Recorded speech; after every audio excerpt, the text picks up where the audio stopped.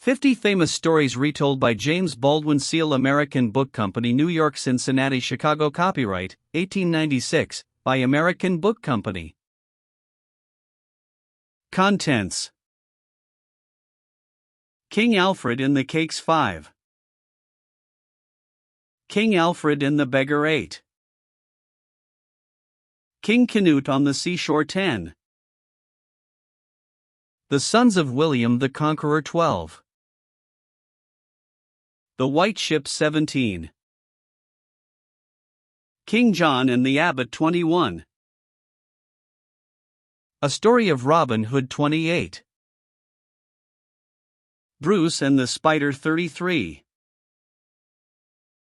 The Black Douglas 35.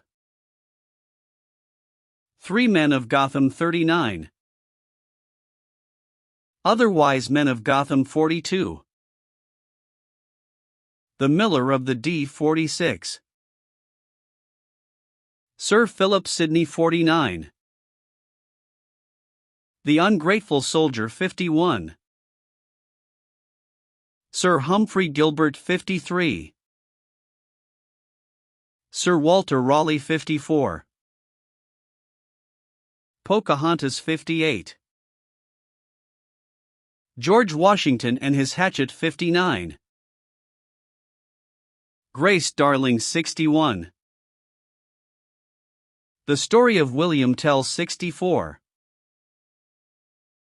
Arnold Winkelried 66. The Belle of Atres 69.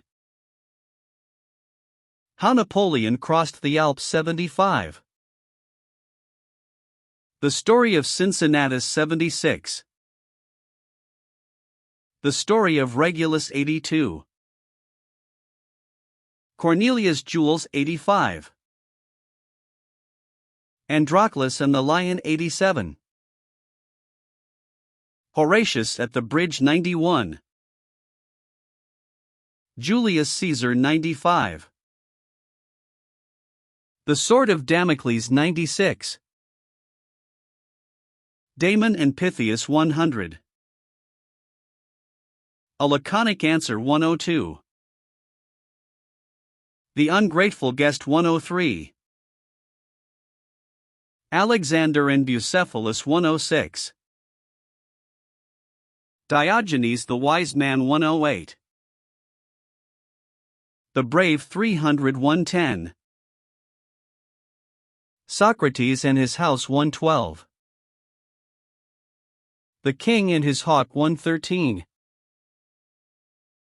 Dr. Goldsmith 118. The Kingdoms 119. The Barmecide Feast 123. The Endless Tale 127. The Blind Man and the Elephant 130. Maximilian and the Gooseboy 132. The Inchcape Rock 137. Whittington and his Cat 140. Casabianca 153. Antonio Canova 156. Picciola 162. Mignon 167. Concerning these stories, there are numerous time-honored stories which have become so incorporated into the literature and thought of our race that a knowledge of them is an indispensable part of one's education. These stories are of several different classes. To one class belong the popular fairy tales which have delighted untold generations of children, and will continue to delight them to the end of time. To another class belong the limited number of fables that have come down to us through many channels from hoar antiquity. To a third belong the charming stories of olden times that are derived from the literatures of ancient peoples, such as the Greeks and the Hebrews.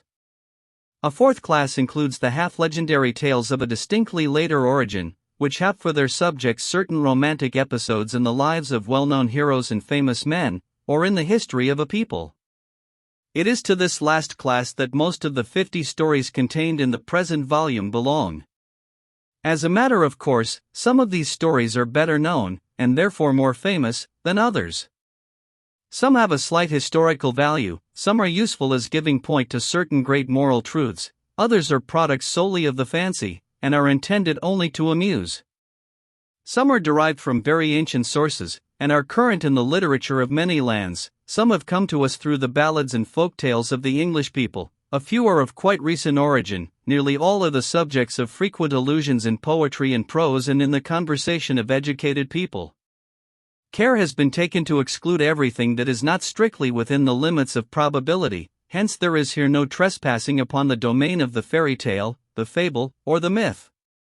That children naturally take a deep interest in such stories, no person can deny. That the reading of them will not only give pleasure, but will help to lay the foundation for broader literary studies, can scarcely be doubted. It is believed, therefore, that the present collection will be found to possess an educative value which will commend it as a supplementary reader in the middle primary grades at school. It is also hoped that the book will prove so attractive that it will be in demand out of school as well as in. Acknowledgements are due to Mrs. Charles A. Lane, by whom 8 or 10 of the stories were suggested. 50 Famous Stories Retold. King Alfred and the Cakes. King Alfred and the Cakes. Many years ago there lived in England a wise and good king whose name was Alfred. No other man ever did so much for his country as he, and people now, all over the world, speak of him as Alfred the Great. In those days a king did not have a very easy life. There was war almost all the time, and no one else could lead his army into battle so well as he. And so, between ruling and fighting, he had a busy time of it indeed. A fierce, rude people, called the Danes, had come from over the sea, and were fighting the English. There were so many of them, and they were so bold and strong, that for a long time they gained every battle. If they kept on, they would soon be the masters of the whole country. At last, after a great battle, the English army was broken up and scattered. Every man had to save himself in the best way he could. King Alfred fled alone, in great haste, through the woods and swamps. Late in the day the king came to the hut of a woodcutter. He was very tired and hungry, and he begged the woodcutter's wife to give him something to eat and a place to sleep in her hut. The woman was baking some cakes upon the hearth, and she looked with pity upon the poor, ragged fellow who seemed so hungry. She had no thought that he was the king. "Yes," she said, "I will give you some supper if you will watch these cakes. I want to go out and milk the cow, and you must see that they do not burn while I am gone." King Alfred was very willing to watch the cakes, but he had far greater things to think about. How was he going to get his army together again? And how was he going to drive the fierce Danes out of the land? He forgot his hunger, he forgot the cakes, he forgot that he was in the woodcutter's hut. His mind was busy making plans for tomorrow. In a little while the woman came back. The cakes were smoking on the hearth. They were burned to a crisp. Ah, how angry she was! "You lazy fellow," she cried. "See what you have done. You want something to eat, but you do not want to work." I have been told that she even struck the king with a stick, but I can hardly believe that she was so ill-natured. The king must have laughed to himself at the thought of being scolded in this way, and he was so hungry that he did not mind the woman's angry words half so much as the loss of the cakes. I do not know whether he had anything to eat that night, or whether he had to go to bed without his supper.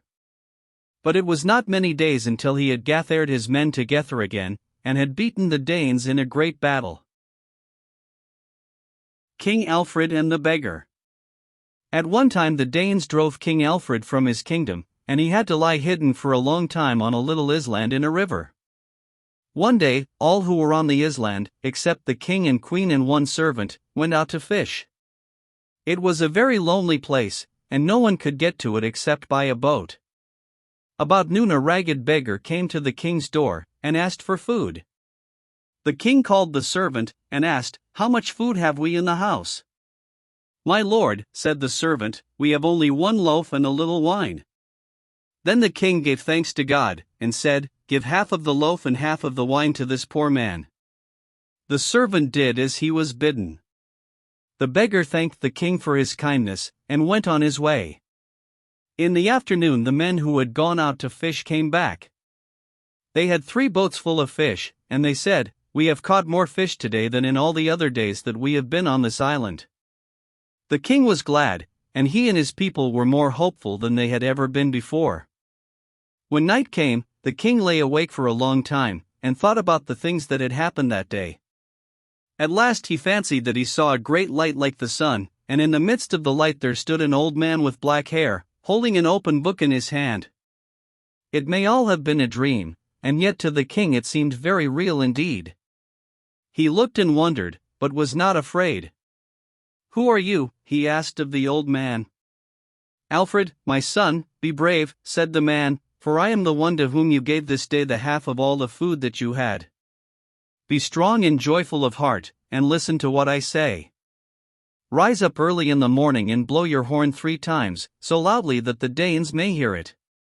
By 9 o'clock, 500 men will be around you ready to be led into battle. Go forth bravely, and within 7 days your enemies shall be beaten, and you shall go back to your kingdom to reign in peace." Then the light went out, and the man was seen no more. In the morning the king arose early, and crossed over to the mainland. Then he blew his horn 3 times very loudly, and when his friends heard it they were glad, but the Danes were filled with fear. At 9 o'clock, 500 of his bravest soldiers stood around him ready for battle. He spoke, and told them what he had seen and heard in his dream, and when he had finished, they all cheered loudly, and said that they would follow him and fight for him so long as they had strength. So they went out bravely to battle, and they beat the Danes, and drove them back into their own place. And King Alfred ruled wisely and well over all his people for the rest of his days. King Canute on the Seashore. 100 years or more after the time of Alfred the Great there was a king of England named Canute. King Canute was a Dane, but the Danes were not so fierce and cruel then as they had been when they were at war with King Alfred. The great men and officers who were around King Canute were always praising him. "You are the greatest man that ever lived," one would say. Then an author would say, "O king, there can never be an author man so mighty as you." And another would say, "Great Canute, there is nothing in the world that dares to disobey you." The king was a man of sense, and he grew very tired of hearing such foolish speeches. One day he was by the seashore, and his officers were with him. They were praising him, as they were in the habit of doing. He thought that now he would teach them a lesson, and so he bade them set his chair on the beach close by the edge of the water. "Am I the greatest man in the world?" he asked. "O king," they cried, "there is no one so mighty as you." "Do all things obey me?" he asked. "There is nothing that dares to disobey you, O king," they said. "The world bows before you, and gives you honor." "Will the sea obey me?" he asked, and he looked down at the little waves which were lapping the sand at his feet. "See, I command you to come no farther." "See, I command you to come no farther." The foolish officers were puzzled, but they did not dare to say no. "Command it, O king." "And it will obey," said one. "See," cried Canute, "I command you to come no farther. Waves, stop your rolling, and do not dare to touch my feet." But the tide came in, just as it always did. The water rose higher and higher. It came up around the king's chair, and wet not only his feet, but also his robe. His officers stood about him, alarmed, and wondering whether he was not mad. Then Canute took off his crown, and threw it down upon the sand. "I shall never wear it again," he said. "And do you, my men, learn a lesson from what you have seen. There is only one king who is all-powerful, and it is he who rules the sea, and holds the ocean in the hollow of his hand. It is he whom you ought to praise and serve above all others." The sons of William the Conqueror. There was once a great king of England who was called William the Conqueror, and he had 3 sons. One day King William seemed to be thinking of something that made him feel very sad, and the wise men who were about him asked him what was the matter. "I am thinking," he said, "of what my sons may do after I am dead. For, unless they are wise and strong, they cannot keep the kingdom which I have won for them. Indeed, I am at a loss to know which one of the three ought to be the king when I am gone." "O king," said the wise men, "if we only knew what things your sons admire the most, we might then be able to tell what kind of men they will be. Perhaps, by asking each one of them a few questions, we can find out which one of them will be best fitted to rule in your place." "The plan is well worth trying, at least," said the king. "Have the boys come before you, and then ask them what you please." The wise men talked with one another for a little while, and then agreed that the young princes should be brought in, one at a time, and that the same questions should be put to each. The first who came into the room was Robert. He was a tall, willful lad, and was nicknamed Short Stocking. "Fair sir," said one of the men, "answer me this question: if, instead of being a boy, it had pleased God that you should be a bird, what kind of a bird would you rather be?" "A hawk," answered Robert. "I would rather be a hawk, for no other bird reminds one so much of a bold and gallant knight." The next who came was young William, his father's namesake and pet. His face was jolly and round, and because he had red hair he was nicknamed Rufus, or the Red. "Fair sir," said the wise man, "answer me this question: if, instead of being a boy, it had pleased God that you should be a bird, what kind of a bird would you rather be?" "An eagle," answered William. "I would rather be an eagle, because it is strong and brave. It is feared by all other birds, and is therefore the king of them all." Lastly came the youngest brother, Henry, with quiet steps and a sober, thoughtful look. He had been taught to read and write, and for that reason he was nicknamed Beauclerk, or the handsome Cholear. "Fair sir," said the wise man, "answer me this question: if, instead of being a boy, it had pleased God that you should be a bird, what kind of a bird would you rather be?" "A starling," said Henry. "I would rather be a starling, because it is good-mannered and kind and a joy to everyone who sees it, and it never tries to rob or abuse its neighbor." Then the wise men talked with one another for a little while, and when they had agreed among themselves, they spoke to the king. "We find," said they, "that your eldest son, Robert, will be bold and gallant. He will do some great deeds, and make a name for himself, but in the end he will be overcome by his foes, and will die in prison. The second son, William, will be as brave and strong as the eagle, but he will be feared and hated for his cruel deeds.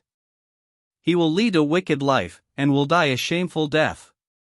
The youngest son, Henry, will be wise and prudent and peaceful. He will go to war only when he is forced to do so by his enemies. He will be loved at home, and respected abroad, and he will die in peace after having gained great science." Years passed by, and the three boys had grown up to be men. King William lay upon his deathbed, and again he thought of what would become of his sons when he was gone. Then he remembered what the wise men had told him, and so he declared that Robert should have the lands which he held in France, that William should be the king of England, and that Henry should have no land at all, but only a chest of gold. So it happened in the end very much as the wise men had foretold. Robert, the Short Stocking, was bold and reckless, like the hawk which he so much admired. He lost all the lands that his father had left him, and was at last shut up in prison, where he was kept until he died. William Rufus was so overbearing and cruel that he was feared and hated by all his people. He led a wicked life, and was killed by one of his own men while hunting in the forest. And Henry, the handsome scholar, had not only the chest of gold for his own, but he became by and by the king of England and the ruler of all the lands that his father had had in France. The White Ship. King Henry, the handsome scholar, had one son, named William, whom he dearly loved. The young man was noble and brave, and everybody hoped that he would someday be the king of England.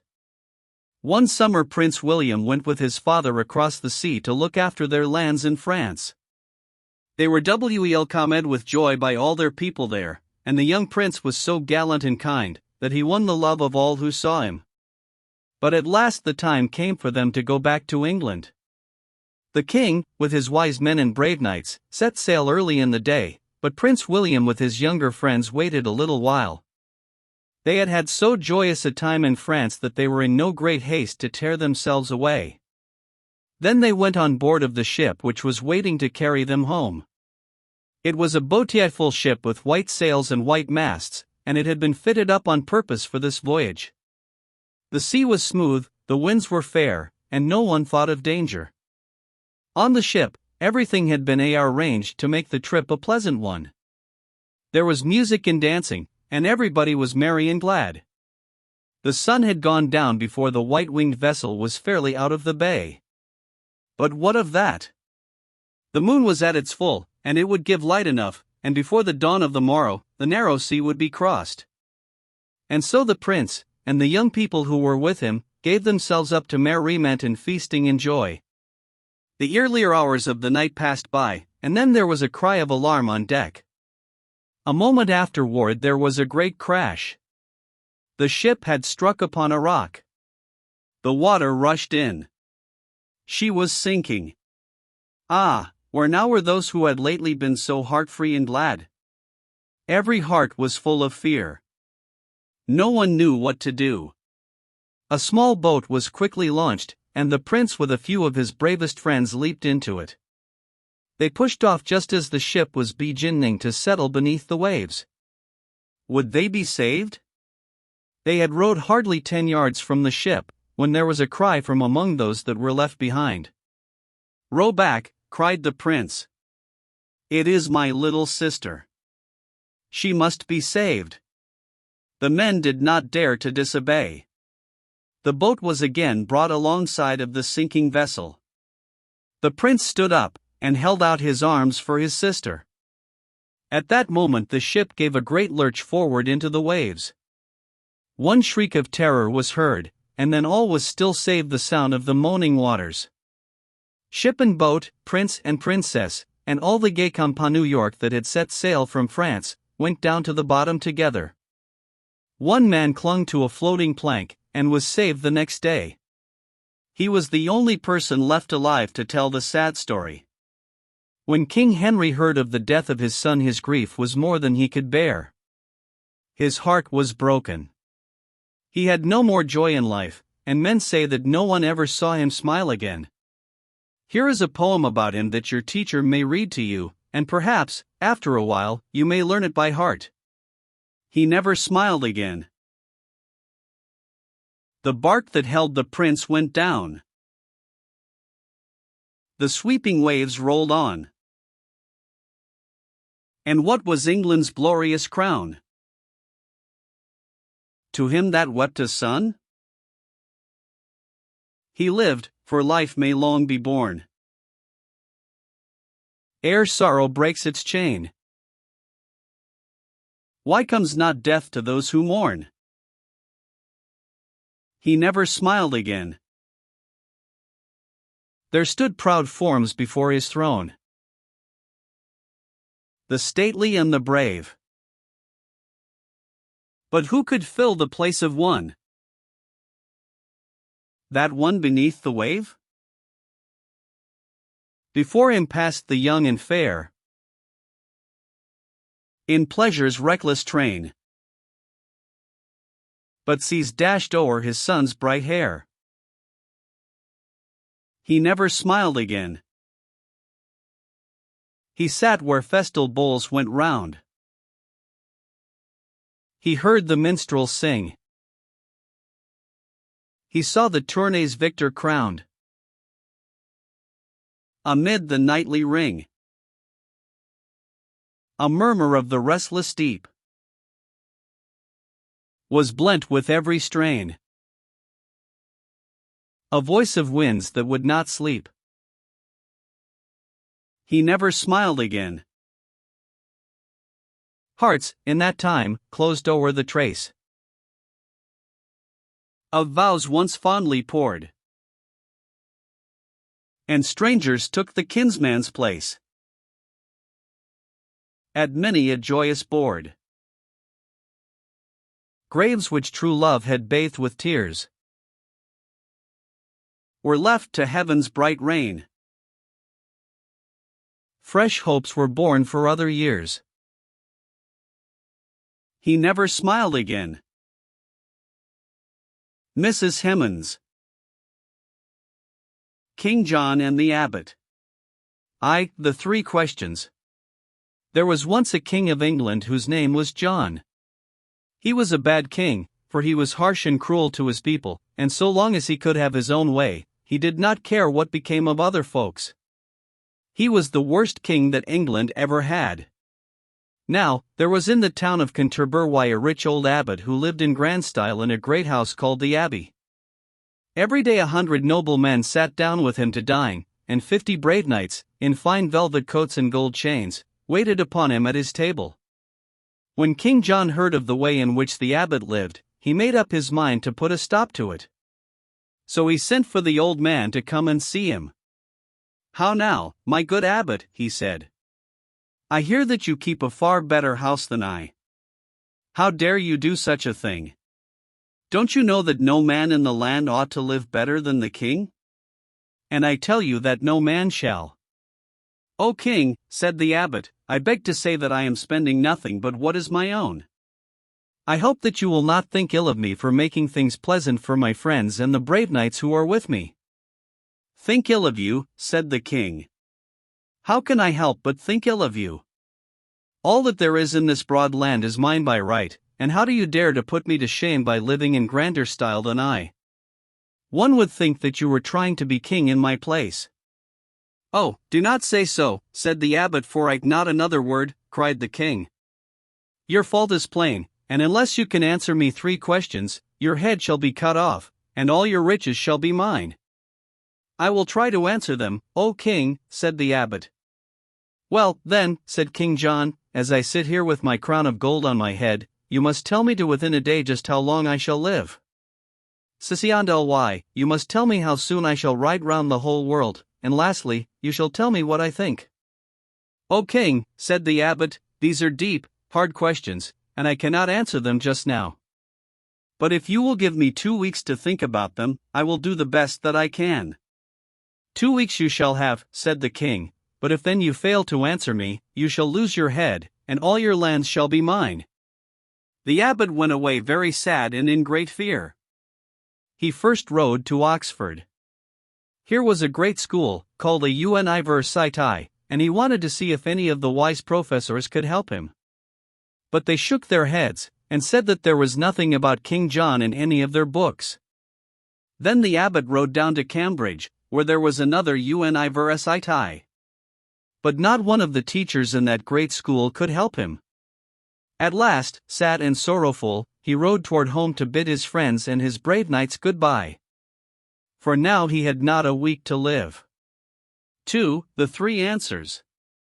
As the abbot was riding up the lane which led to his grand house, he met his shepherd going to the fields. "Welcome home, good master," cried the shepherd. "What news do you bring us from great King John?"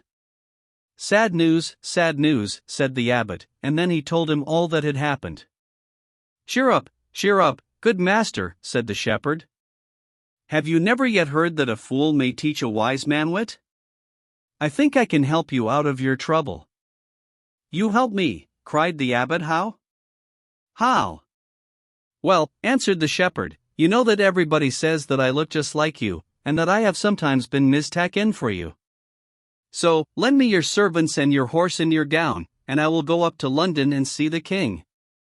If nothing else can be done, I can at least die in your place." "My good shepherd," said the abbot, "you are very, very kind, and I have a mind to let you try your plan. But if the worst comes to the worst, you shall not die for me. I will die for myself." So the shepherd got ready to go at once. He dressed himself with great care. Over his shepherd's coat he threw the abbot's long gown, and he borrowed the abbot's cap and golden staff. When all was ready, no one in the world would have thought that he was not the great man himself. Then he mounted his horse, and with a great train of servants set out for London. Of course the king did not know him. "Welcome, Sir Abbot," he said. "It is a good thing that you have come back.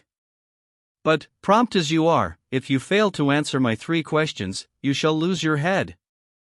"I am ready to answer them, O king," said the shepherd. Indeed, indeed, said the king, and he laughed to himself. Well, then, answer my first question, how long shall I live? Come, you must tell me to the very day. You shall live, said the shepherd, until the day that you die, and not one day longer. And you shall die when you take your last breath, and not one moment before. You shall live until the day that you die. You shall live until the day that you die. The king laughed. You are witty, I see, he said. But we will let that pass, and say that your answer is right. And now tell me how soon I may ride round the world. You must rise with the sun, said the shepherd, and you must ride with the sun until it rises again the next morning. As soon as you do that, you will find that you have ridden round the world in 24 hours. The king laughed again. Indeed, he said, I did not think that it could be done so soon. You are not only witty, but you are wise, and we will let this answer pass. And now comes my third and last question, what do I think? That is an easy question, said the shepherd. You think that I am the abbot of Canterbury. Why? But, to tell you the truth, I am only his poor shepherd, and I have come to beg your pardon for him and for me. And with that, he threw off his long gown. The king laughed loud and long. A merry fellow you are, said he, and you shall be the abbot of Canterbury in your master's place. O king! That cannot be, said the shepherd, for I can neither read nor write. Very well, then, said the king, I will give you something else to pay you for this merry joke. I will give you 4 pieces of silver every week as long as you live. And when you get home, you may tell the old abbot that you have brought him a free pardon from King John. A story of Robin Hood. In the rude days of King Richard and King John there were many great woods in England. The most famous of these was Sherwood Forest, where the king often went to hunt deer. In this forest there lived a band of daring men called outlaws. They had done something that was against the laws of the land, and had been forced to hide themselves in the woods to save their lives.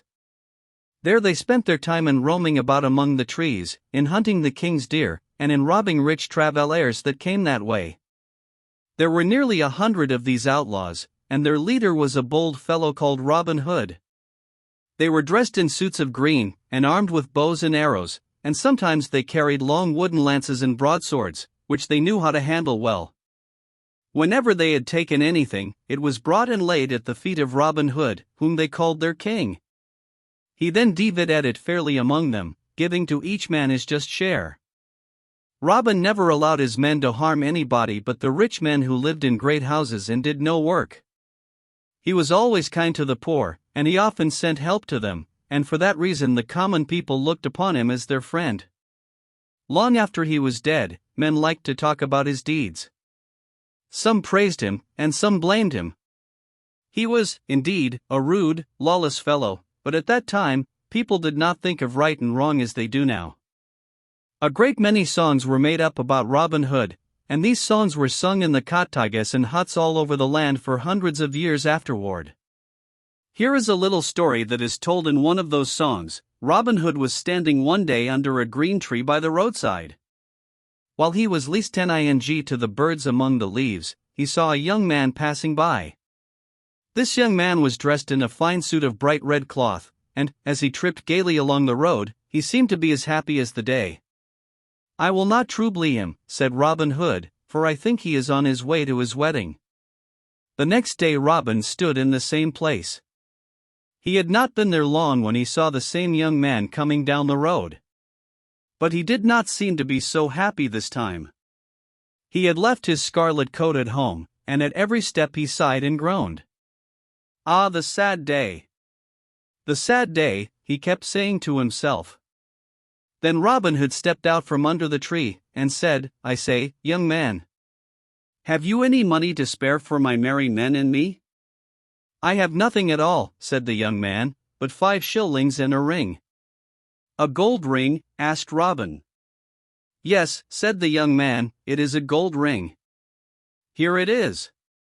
Ah, I see, said Robin, it is a wedding ring. "I have kept it these 7 years," said the young man. "I have kept it to give to my bride on our wedding day. We were going to be married yesterday. But her father has promised her to a rich old man whom she never saw. And now my heart is broken." "What is your name?" asked Robin. "My name is Alanadale," said the young man. "What will you give me, in gold or fee," said Robin, "if I will help you win your bride again in spite of the rich old man to whom she has been promised?"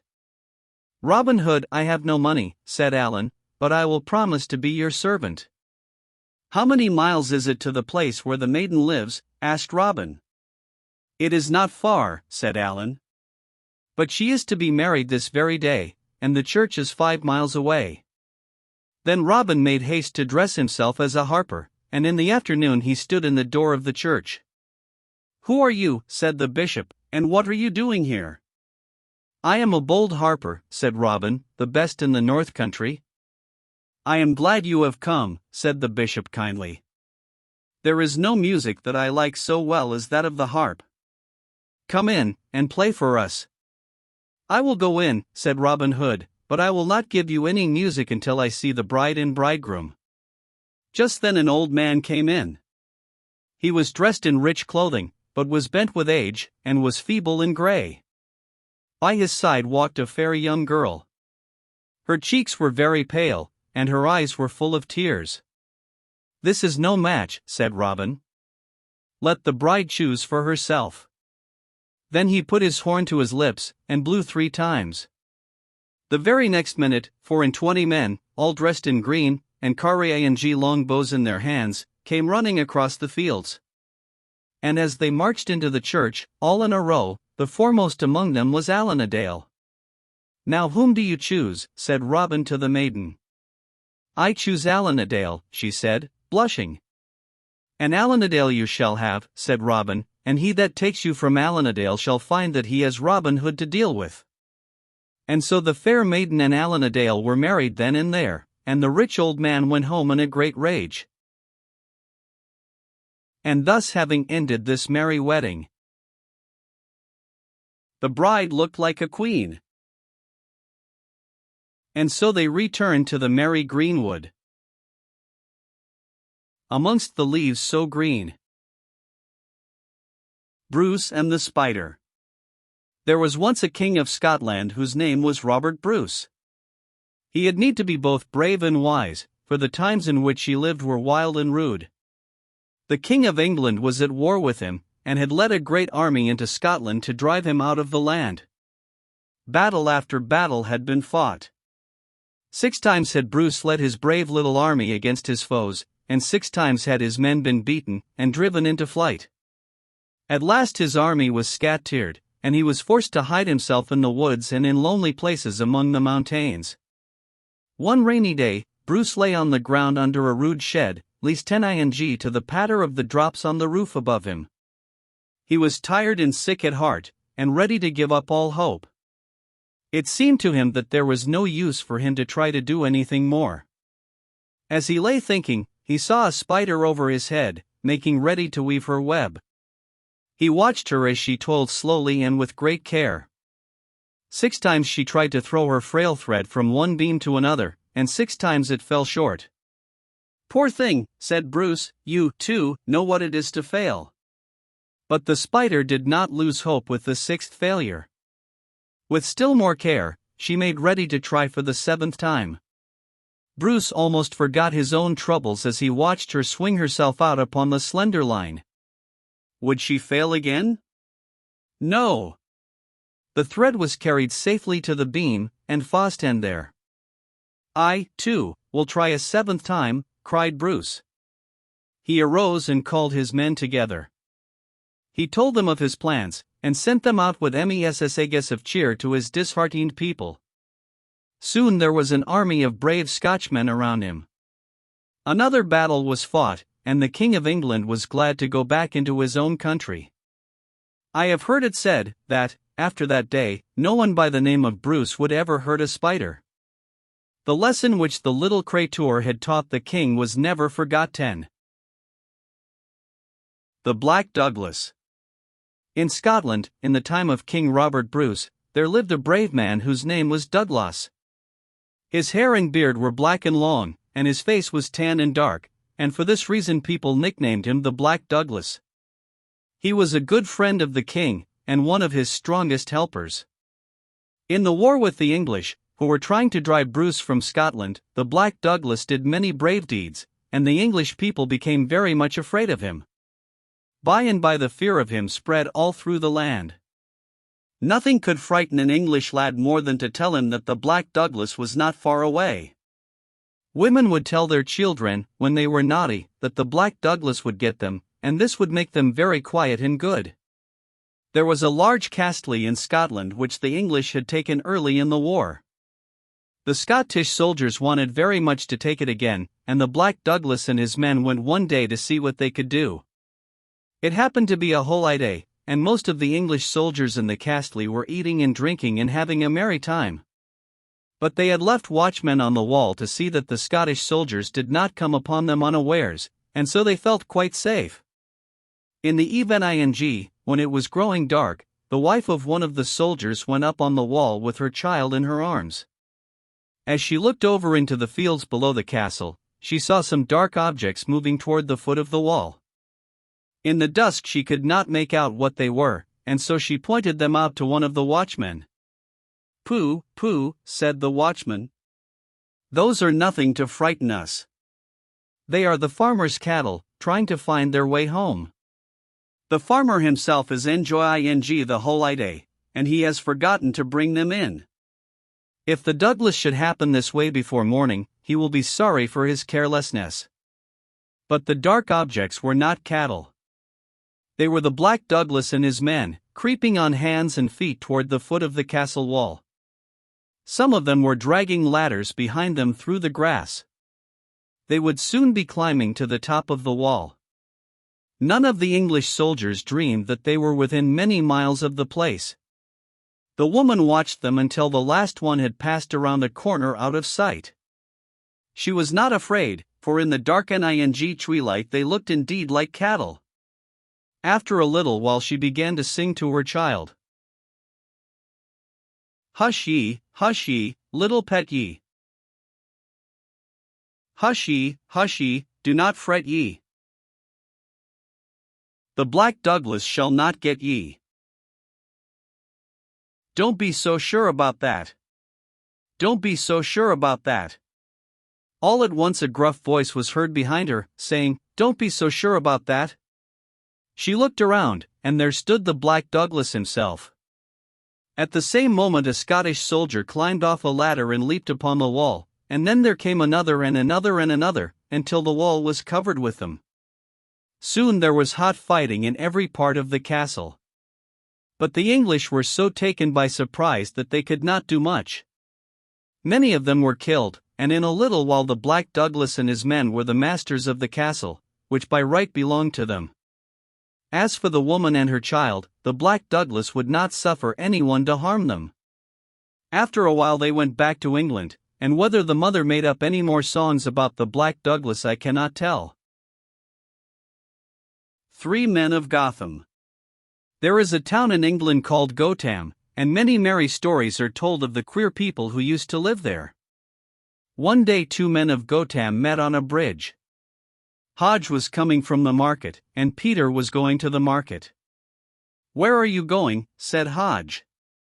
"I am going to the market to buy sheep," said Peter. "Buy sheep," said Hodge. "And which way will you bring them home?" "I shall bring them over this bridge," said Peter. "No, you shall not," said Hodge. "Yes, but I will," said Peter. "You shall not," said Hodge. "I will," said Peter. Then they beat with their sticks on the ground as though there had been 100 sheep between them.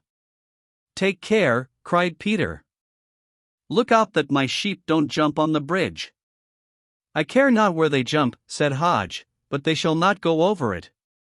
"But they shall," said Peter. "Have a care," said Hodge, "for if you say too much, I will put my fingers in your mouth." "Will you?" said Peter. Just then another man of Gotham came from the market with a sack of meal on his horse. He heard his neighbors quarreling about sheep, but he could see no sheep between them, and so he stopped and spoke to them. "Ah, you foolish fellows," he cried. "It is strange that you will never learn wisdom.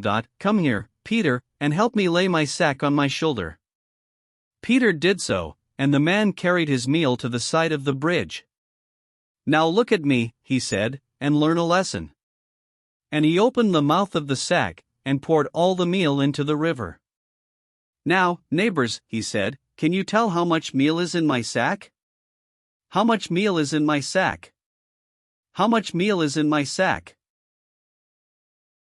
"There is none at all," cried Hodge and Peter together. "You are right," said the man, "and you that stand here and quarrel about nothing, have no more sense in your heads than I have meal in my sack." Other wise men of Gotham. One day, news was brought to Gotham that the king was coming that way, and that he would pass through the town. This did not please the men of Gotham at all.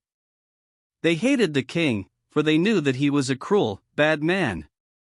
If he came to their town, they would have to find food and lodging for him and his men, and if he saw anything that pleased him, he would be sure to take it for his own. What should they do? They met together to talk the matter over. "Let us chop down the big trees in the woods, so that they will block up all the roads that lead into the town," said one of the wise men. "Good," said all the rest. So they went out with their axes, and soon all the roads and paths to the town were filled with logs and brush. The king's horsemen would have a hard time of it getting into Gotham. They would either have to make a new road, or give up the plan altogether, and go on to some other place.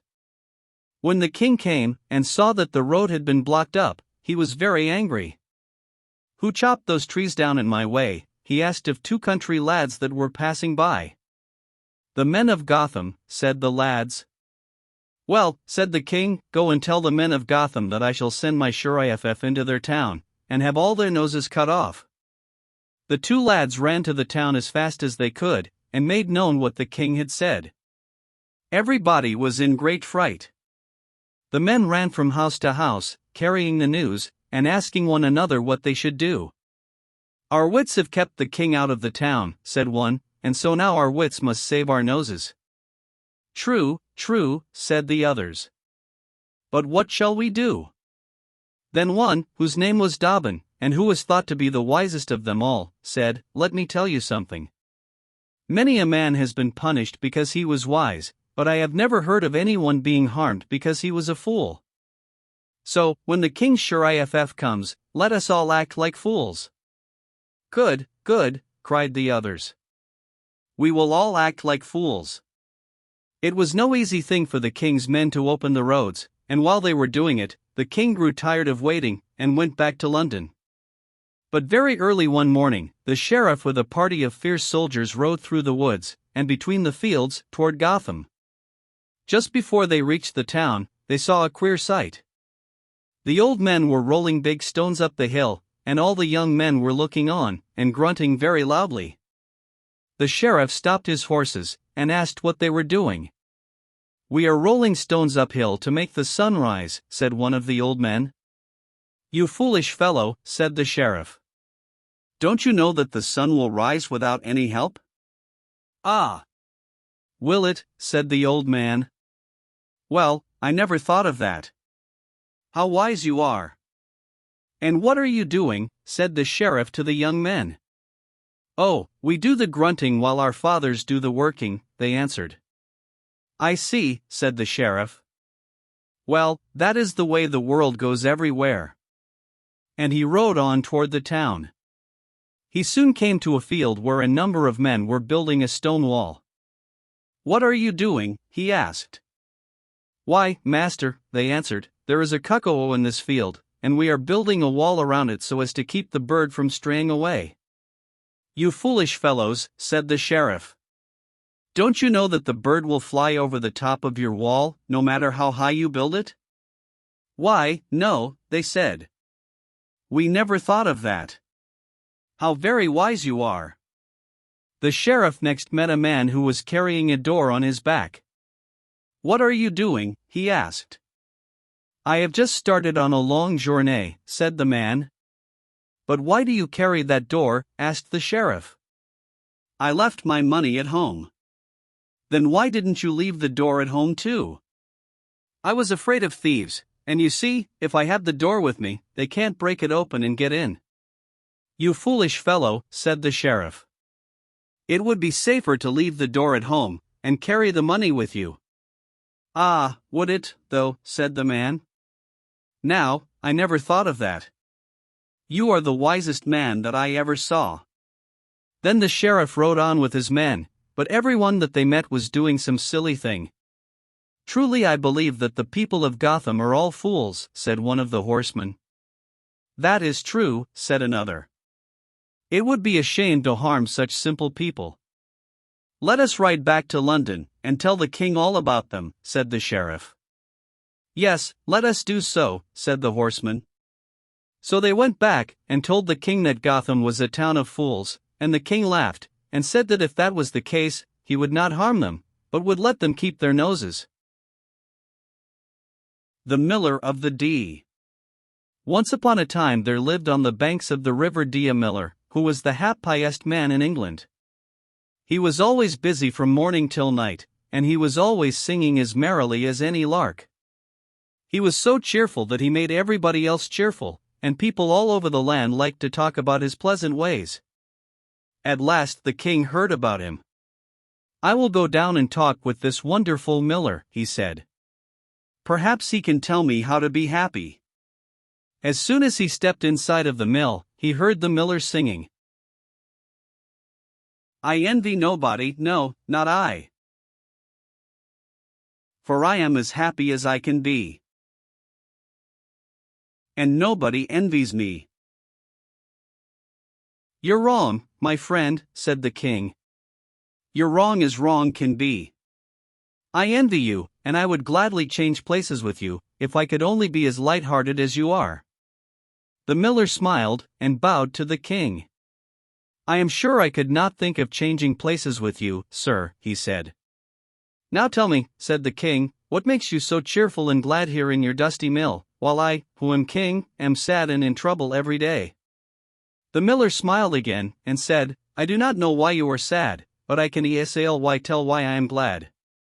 I earn my own bread, I love my wife and my children, I love my friends, and they love me, and I owe not a penny to any man. Why should I not be happy? For here is the river Dee, and every day it turns my mill, and the mill grinds the corn that feeds my wife, my babes, and me." The Miller of the Dee. "Say no more," said the king. "Stay where you are, and be happy still. But I envy you. Your dusty cap is worth more than my golden crown. Your mill does more for you than my kingdom can do for me. If there were more such men as you, what a good place this world would be. Goodbye, my friend." The king turned about, and walked sadly away, and the miller went back to his work singing. "Oh, I'm as happy can be. For I live by the side of the river Dee." Sir Philip Sidney. A cruel battle was being fought. The ground was covered with dead and dying men. The air was hot and stifling. The sun shone down without pity on the wounded soldiers lying in the blood and dust. One of these soldiers was a noble man, whom everybody loved for his gentleness and kindness. Yet now he was no better off than the poorest man in the field. He had been wounded, and would die, and he was suffering much with pain and thirst. When the battle was over, his friends hurried to his aid. A soldier came running with a cup in his hand. "Here, Sir Philip," he said, "I have brought you some clear, cool water from the brook. I will raise your head so that you can drink." The cup was placed to Sir Philip's lips. How thankful he looked at the man who had brought it. Then his eyes met those of a dying soldier who was lying on the ground close by. The wistful look in the poor man's face spoke plainer than words. "Give the water to that man," said Sir Philip quickly, and then, pushing the cup toward him, he said, "Here, my comrade, take this. Thy need is greater than mine." What a brave, noble man he was! The name of Sir Philip Sidney will never be forgotten, for it was the name of a Christian gentleman who always had the good of others in his mind. Was it any wonder that everybody wept when it was heard that he was dead? It is said that, on the day when he was carried to the grave, every eye in the land was filled with tears. Rich and poor, high and low, all felt that they had lost a friend, all mourned the death of the kindest, gentlest man that they had ever known. Decorative image. The Ungrateful Soldier. Here is another story of the battlefield, and it is much like the one which I have just told you. Not quite 100 years after the time of Sir Philip Sidney there was a war between the Swedes and the Danes. One day a great battle was fought, and the Swedes were beaten, and driven from the field. A soldier of the Danes who had been slightly wounded was sitting on the ground. He was about to take a drink from a flask. All at once he heard someone say, "Oh, sir, give me a drink, for I am dying." It was a wounded Swede who spoke. He was lying on the ground only a little way off. The Dane went to him at once. He knelt down by the side of his fallen foe, and pressed the flask to his lips. "Drink," said he, "for thy need is greater than mine." Hardly had he spoken these words, when the Swede raised himself on his elbow. He pulled a pistol from his pocket, and shot at the man who would have befriended him. The bullet grazed the Dane's shoulder, but did not do him much harm. "Ah, you rascal," he cried. "I was going to befriend you, and you repay me by trying to kill me. Now I will punish you. I would have given you all the water, but now you shall have only half." And with that he drank the half of it, and then gave the rest to the Swede. The Ungrateful Soldier. When the king of the Danes heard about this, he sent for the soldier and had him tell the story just as it was. "Why did you spare the life of the Swede after he had tried to kill you?" asked the king. "Because, sir," said the soldier, "I could never kill a wounded enemy." "Then you deserve to be a nobleman," said the king. And he rewarded him by making him a knight, and giving him a noble title.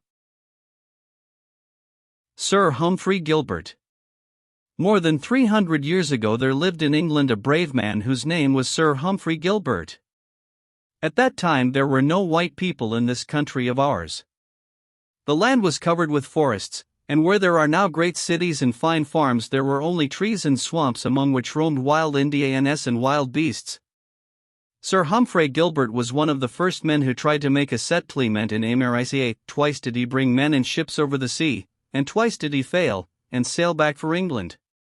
The second time, he was on a little ship called the Squirrel. Another ship, called the Golden Hind, was not far away. When they were 3 days from land, the wind failed, and the ships lay floating on the waves. Then at night the air grew very cold. A breeze sprang up from the east. Great white icebergs came drifting around them. In the morning the little ships were almost lost among the floating mountains of ice. The men on the Hind saw Sir Humphrey sitting on the deck of the Squirrel with an open book in his hand. He called to them and said, "Be brave, my friends. We are as near heaven on the sea as on the land." Night came again. It was a stormy night, with mist and rain. All at once the men on the Hind saw the lights on board of the Squirrel go out. The little vessel, with brave Sir Humphrey and all his brave men, was swallowed up by the waves. Sir Walter Raleigh. There once lived in England a brave and noble man whose name was Walter Raleigh. He was not only brave and noble, but he was also handsome and polite, and for that reason the Queen made him a knight, and called him Sir Walter Raleigh. I will tell you about it. When Raleigh was a young man, he was one day walking along a street in London. At that time the streets were not paved, and there were no sidewalks. Raleigh was dressed in very fine style, and he wore a beautiful scarlet cloak thrown over his shoulders. As he passed along, he found it hard work to keep from stepping in the mud and soiling his handsome new shoes. Soon he came to a puddle of muddy water which reached from one side of the street to the other. He could not step across. Perhaps he could jump over it. As he was thinking what he should do, he happened to look up. Who was it coming down the street, on the other side of the puddle?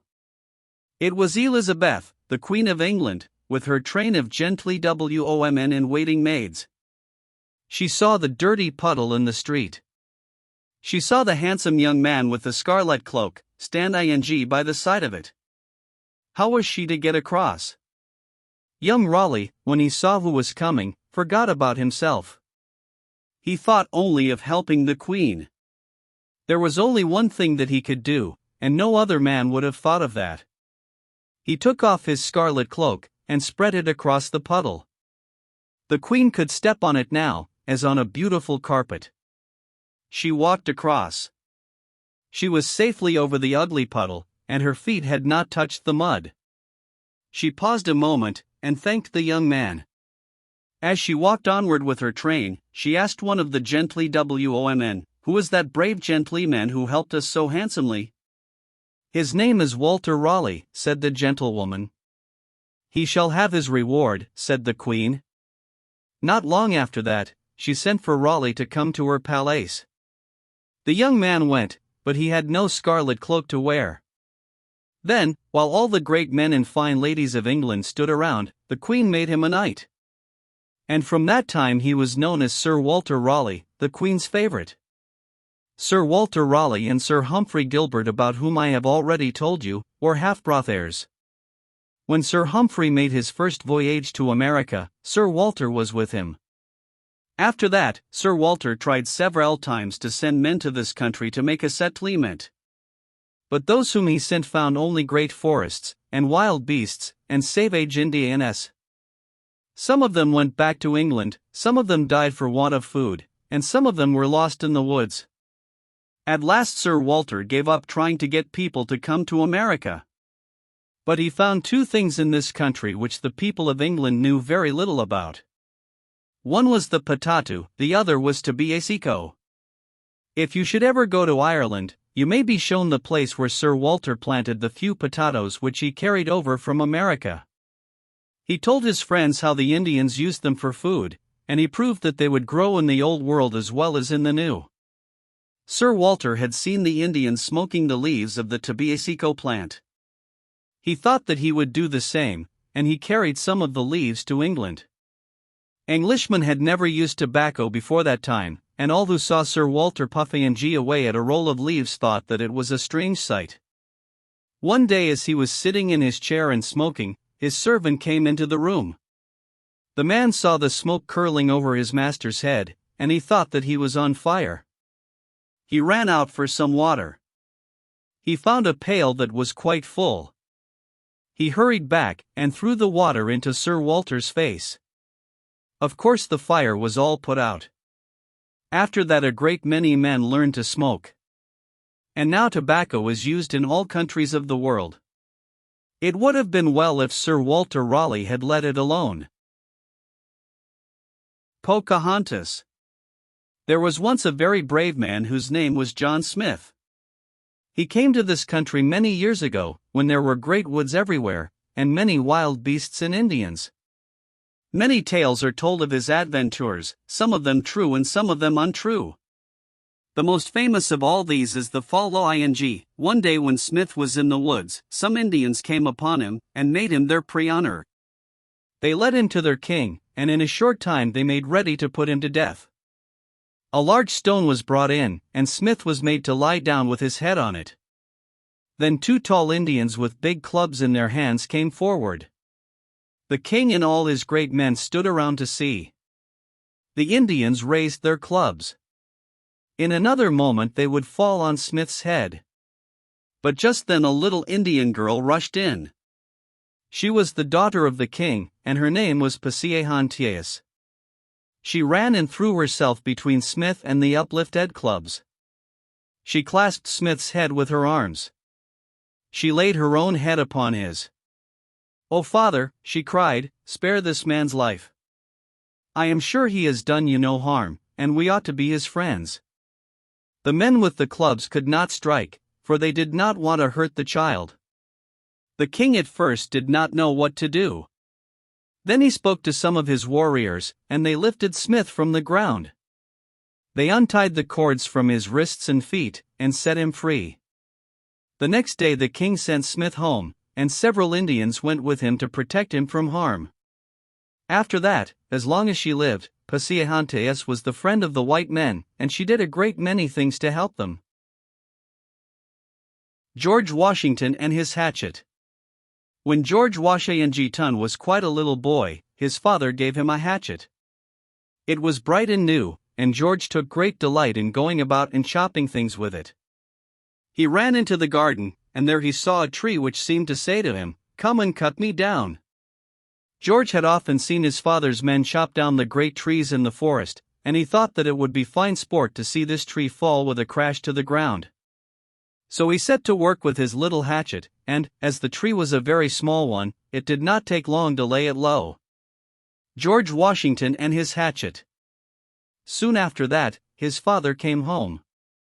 "Who has been cutting my fine young cherry tree?" he cried. "It was the only tree of its kind in this country, and it cost me a great deal of money." He was very angry when he came into the house. "If I only knew who killed that cherry tree," he cried, I would, "Father," cried little George. "I will tell you the truth about it. I chopped the tree down with my hatchet." His father forgot his anger. "George," he said, and he took the little fellow in his arms, "George, I am glad that you told me about it. I would rather lose a dozen cherry trees than that you should tell one falsehood." Grace Darling. It was a dark September morning. There was a storm at sea. A ship had been driven on a low rock off the shores of the Farne Islands. It had been broken in two by the waves, and half of it had been washed away. The other half lay yet on the rock, and those of the crew who were still alive were clinging to it. But the waves were dashing over it, and in a little while it too would be carried to the bottom. Could anyone save the poor, half-drowned men who were there? On one of the islands was a lighthouse, and there, all through that stormy night, Grace Darling had listened to the storm. Grace was the daughter of the lighthouse keeper, and she had lived by the sea as long as she could remember.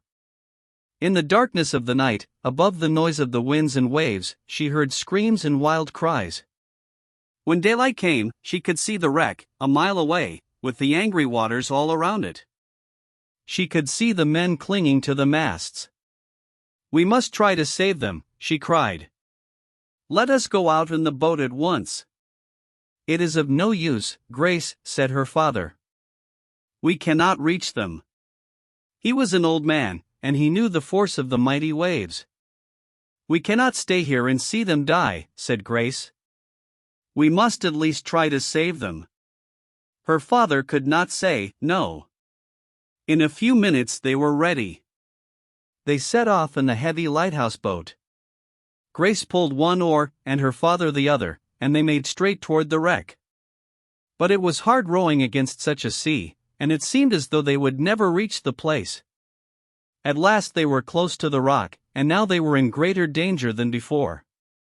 The fierce waves broke against the boat, and it would have been dashed in pieces, had it not been for the strength and skill of the brave girl. But after many trials, Grace's father climbed upon the wreck, while Grace herself held the boat. Then one by one the worn-out crew were helped on board. It was all that the girl could do to keep the frail boat from being drifted away, or broken upon the sharp edges of the rock. Then her father clambered back into his place. Strong hands grasped the oars, and by all were safe in the lighthouse. Their Grace proved to be no less tender as a nurse than she had been brave as a sailor. She cared most kindly for the shipwrecked men until the storm had died away and they were strong enough to go to their own homes. All this happened a long time ago, but the name of Grace Darling will never be forgotten. She lies buried now in a little churchyard by the sea, not far from her old home. Every year many people go there to see her grave, and there a monument has been placed in honor of the brave girl. It is not a large monument, but it is one that speaks of the noble deed which made Grace Darling famous. It is a figure carved in stone of a woman lying at rest, with a boat's oar held fast in her right hand. The story of William Tell. The people of Switzerland were not always free and happy as they are today. Many years ago a proud tyrant, whose name was Gessler, ruled over them, and made their lot a bitter one indeed. One day this tyrant set up a tall pole in the public square, and put his own cap on the top of it, and then he gave orders that every man who came into the town should bow down before it. But there was one man, named William Tell, who would not do this. He stood up straight with folded arms, and laughed at the swinging cap. He would not bow down to Gessler himself. When Gessler heard of this, he was very angry. He was afraid that other men would disobey, and that soon the whole country would rebel against him. So he made up his mind to punish the bold man. William Tell's home was among the mountains, and he was a famous hunter. No one in all the land could shoot with bow and arrow so well as he. Gessler knew this, and so he thought of a cruel plan to make the hunter's own skill bring him to grief. He ordered that Tell's little boy should be made to stand up in the public square with an apple on his head, and then he bade Tell shoot the apple with one of his arrows. Tell begged the tyrant not to have him make this test of his skill. What if the boy should move? What if the bowman's hand should tremble? What if the arrow should not carry true? William Tell. Will you make me kill my boy? He said. Say no more, said Gessler. You must hit the apple with your one arrow. If you fail, my soldiers shall kill the boy before your eyes. Then, without another word, Tell fitted the arrow to his bow. He took aim, and let it fly. The boy stood firm and still. He was not afraid, for he had all faith in his father's skill. The arrow whistled through the air. It struck the apple fairly in the center, and carried it away. The people who saw it shouted with joy. As Tell was turning away from the place, an arrow which he had hidden under his coat dropped to the ground. Fellow, cried Gessler, what mean you with this second arrow? Tyrant, was Tell's proud answer, this arrow was for your heart if I had hurt my child. And there is an old story, that, not long after this, Tell did shoot the tyrant with one of his arrows, and thus he set his country free. Arnold Winkelried. A great army was marching into Switzerland. If it should go much farther, there would be no driving it out again. The soldiers would burn the towns, they would rob the farmers of their grain and sheep, they would make slaves of the people. The men of Switzerland knew all this. They knew that they must fight for their homes and their lives. And so they came from the mountains and valleys to try what they could do to save their land. Some came with bows and arrows, some with scythes and pitchforks, and some with only sticks and clubs. But their foes kept in line as they marched along the road. Every soldier was fully armed. As they moved and kept close together, nothing could be seen of them but their spears and shields and shining armor. What could the poor country people do against such foes as these? We must break their lines, cried their leader, for we cannot harm them while they keep together. The bowmen shot their arrows, but they glanced off from the soldiers' shields. Others tried clubs and stones, but with no better luck. The lines were still unbroken. The soldiers moved steadily onward, their shields lapped over one another, their 1,000 spears looked like so many long bristles in the sunlight. What cared they for sticks and stones and huntsmen's arrows? If we cannot break their ranks, said the Swiss, we have no chance for fight, and our country will be lost. Then a poor man, whose name was Arnold Winkelried, stepped out. On the side of yonder mountain, said he, I have a happy home. There my wife and children wait for my return. But they will not see me again, for this day I will give my life for my country. And do you, my friends, do your duty, and Switzerland shall be free. With these words he ran forward. Follow me, he cried to his friends. I will break the lines, and then let every man fight as bravely as he can. He had nothing in his hands, neither club, nor stone, nor other weapon. But he ran straight onward to the place where the spears were thickest. Make way for liberty, he cried, as he dashed right into the lines. 100 spears were turned to catch him upon their points. The soldiers forgot to stay in their places. The lines were broken. Arnold's friends rushed bravely after him. They fought with whatever they had in hand. They snatched spears and shields from their foes.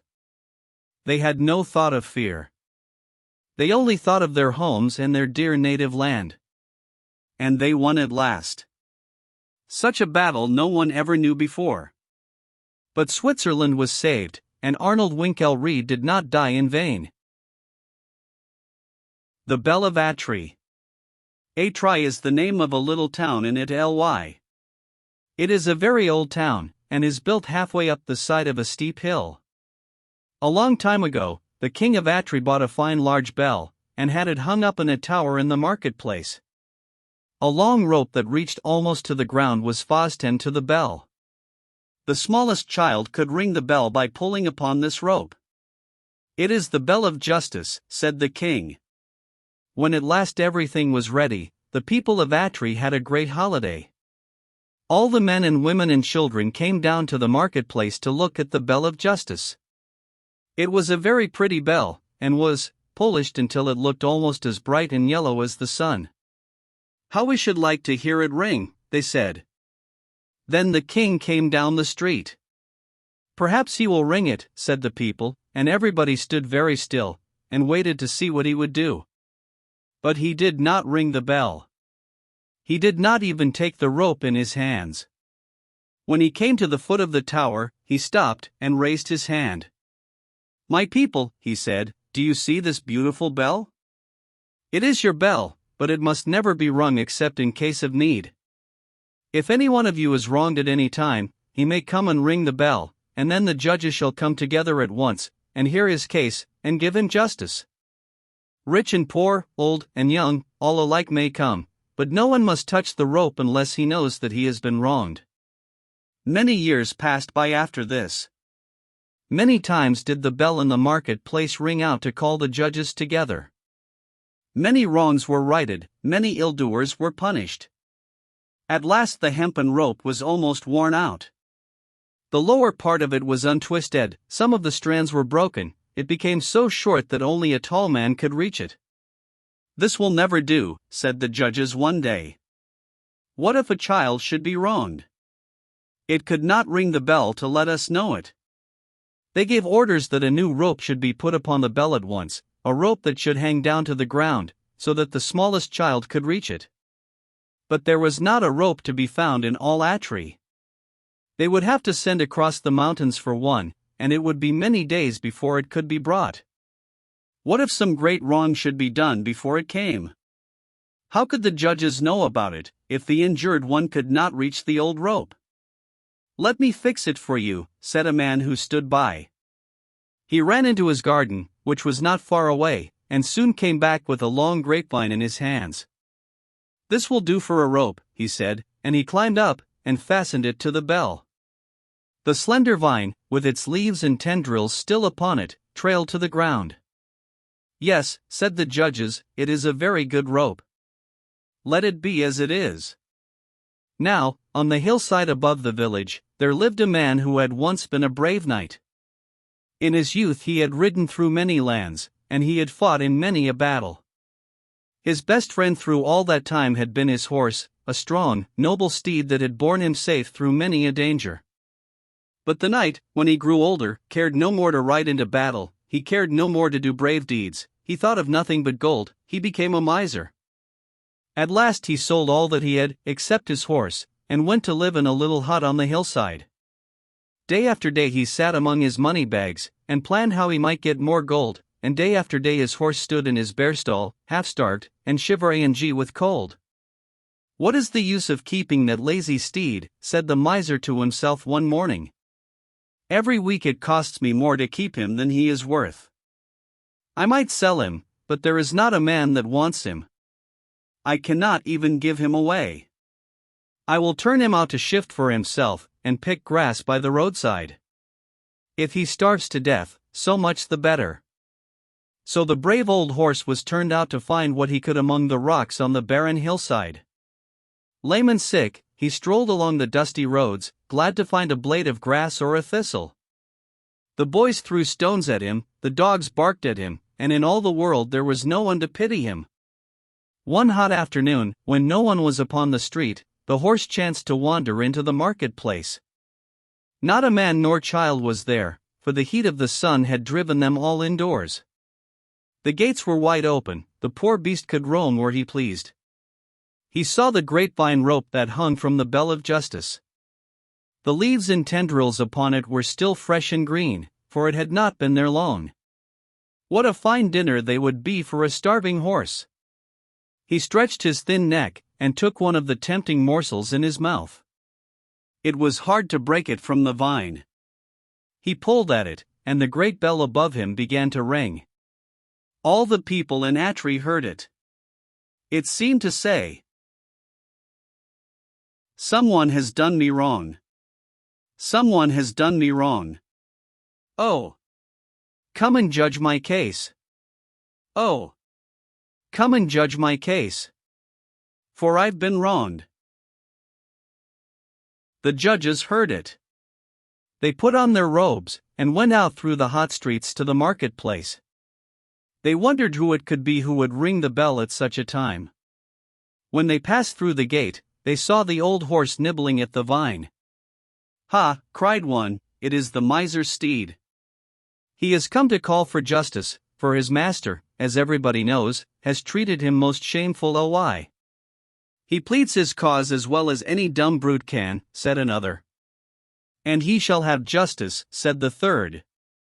Meanwhile a crowd of men and women and children had come into the marketplace, eager to learn what cause the judges were about to try. When they saw the horse, all stood still in wonder. Then everyone was ready to tell how they had seen him wander on the hills, unfed, uncared for, while his master sat at home counting his bags of gold. "Go bring the miser before us," said the judges. "Someone has done me wrong. Someone has done me wrong." And when he came, they bade him stand and hear their judgment. "This horse has served you well for many a year," they said. "He has saved you from many a peril. He has helped you gain your wealth. Therefore we order that 1/2 of all your gold shall be set aside to buy him shelter and food, a green pasture where he may graze, and a warm stall to comfort him in his old age." The miser hung his head, and grieved to lose his gold, but the people shouted with joy, and the horse was led away to his new stall and a dinner such as he had not had in many a day. How Napoleon crossed the Alps. About 100 years ago there lived a great general whose name was Napoleon Bonaparte. He was the leader of the French army, and France was at war with nearly all the countries around. He wanted very much to take his soldiers into Italy, but between France and Italy there are high mountains called the Alps, the tops of which are covered with snow. "Is it possible to cross the Alps?" said Napoleon. The men who had been sent to look at the passes over the mountains shook their heads. Then one of them said, "It may be possible, but let me hear no more," said Napoleon. "Forward to Italy." People laughed at the thought of an army of 60,000 men crossing the Alps where there was no road. But Napoleon waited only to see that everything was in good order, and then he gave the order to march. The long line of soldiers and horses and cannon stretched for 20 miles. When they came to a steep place where there seemed to be no way to go farther, the trumpets sounded charge. Then every man did his best, and the whole army moved right onward. Soon they were safe over the Alps. In 4 days they were marching on the plains of Italy. "The man who has made up his mind to win," said Napoleon, "will never say impossible."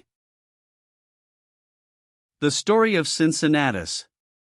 There was a man named Cincinnatus who lived on a little farm not far from the city of Rome. He had once been rich, and had held the highest office in the land, but in one way or another he had lost all his wealth. He was now so poor that he had to do all the work on his farm with his own hands. But in those days it was thought to be a noble thing to till the soil. Cincinnatus was so wise and just that everybody trusted him, and asked his advice, and when anyone was in trouble, and did not know what to do, his neighbors would say, "Go and tell Cincinnatus. He will help you." Now there lived among the mountains, not far away, a tribe of fierce, half-wild men, who were at war with the Roman people. They pursued another tribe of bold warriors to help them, and then marched toward the city, plundering and robbing as they came. They boasted that they would tear down the walls of Rome, and burn the houses, and kill all the men, and make slaves of the women and children. At first the Romans, who were very proud and brave, did not think there was much danger. Every man in Rome was a soldier, and the army which went out to fight the robbers was the finest in the world. No one stayed at home with the women and children and boys but the white-haired fathers, as they were called, who made the laws for the city, and a small company of men who guarded the walls. Everybody thought that it would be an easy thing to drive the men of the mountains back to the place where they belonged. But one morning 5 horsemen came riding down the road from the mountains. They rode with great speed, and both men and horses were covered with dust and blood. The watchman at the gate knew them, and shouted to them as they galloped in. Why did they ride thus? And what had happened to the Roman army? They did not answer him, but rode into the city and along the quiet streets, and everybody ran after them, eager to find out what was the matter. Rome was not a large city at that time, and soon they reached the marketplace where the white-haired fathers were sitting. Then they leaped from their horses, and told their story. Only yesterday, they said, our army was marching through a narrow valley between 2 steep mountains. All at once 1,000 savage men sprang out from among the rocks before us and above us. They had blocked up the way, and the pass was so narrow that we could not fight. We tried to come back, but they had blocked up the way on this side of us too. The fierce men of the mountains were before us and behind us, and they were throwing rocks down upon us from above. We had been caught in a trap. Then 10 of us set spurs to our horses, and 5 of us forced our way through, but the other 5 fell before the spears of the mountain men. And now, O Roman fathers, send help to our army at once, or every man will be slain, and our city will be taken. What shall we do? Said the white-haired fathers. Whom can we send but the guards and the boys? And who is wise enough to lead them, and thus save Rome? All shook their heads and were very grave, for it seemed as if there was no hope. Then one said, Send for Cincinnatus. He will help us. Cincinnatus was in the field plowing when the men who had been sent to him came in great haste. He stopped and greeted them kindly, and waited for them to speak. Put on your cloak, Cincinnatus, they said, and hear the words of the Roman people. Then Cincinnatus wondered what they could mean. Is all well with Rome? He asked, and he called to his wife to bring him his cloak. She brought the cloak, and Cincinnatus wiped the dust from his hands and arms, and threw it over his shoulders. Then the men told their errand. They told him how the army with all the noblest men of Rome had been entrapped in the mountain pass. They told him about the great danger the city was in. Then they said, The people of Rome make you their ruler and the ruler of their city, to do with everything as you choose, and the fathers bid you come at once and go out against our enemies, the fierce men of the mountains. The story of Cincinnatus. So Cincinnatus left his plow standing where it was, and hurried to the city. When he passed through the streets, and gave orders as to what should be done, some of the people were afraid, for they knew that he had all power in Rome to do what he pleased.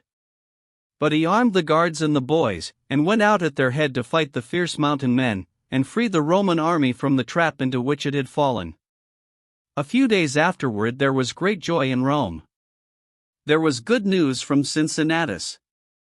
The men of the mountains had been beaten with great loss. They had been driven back into their own place. And now the Roman army, with the boys and the guards, was coming home with banners flying, and shouts of victory, and at their head rode Cincinnatus. He had saved Rome. Cincinnatus might then have made himself king, for his word was law, and no man dared lift a finger against him. But, before the people could thank him enough for what he had done, he gave back the power to the white-haired Roman fathers, and went again to his little farm and his plow. He had been the ruler of Rome for 16 days. The story of Regulus. On the other side of the sea from Rome there was once a great city named Carthage.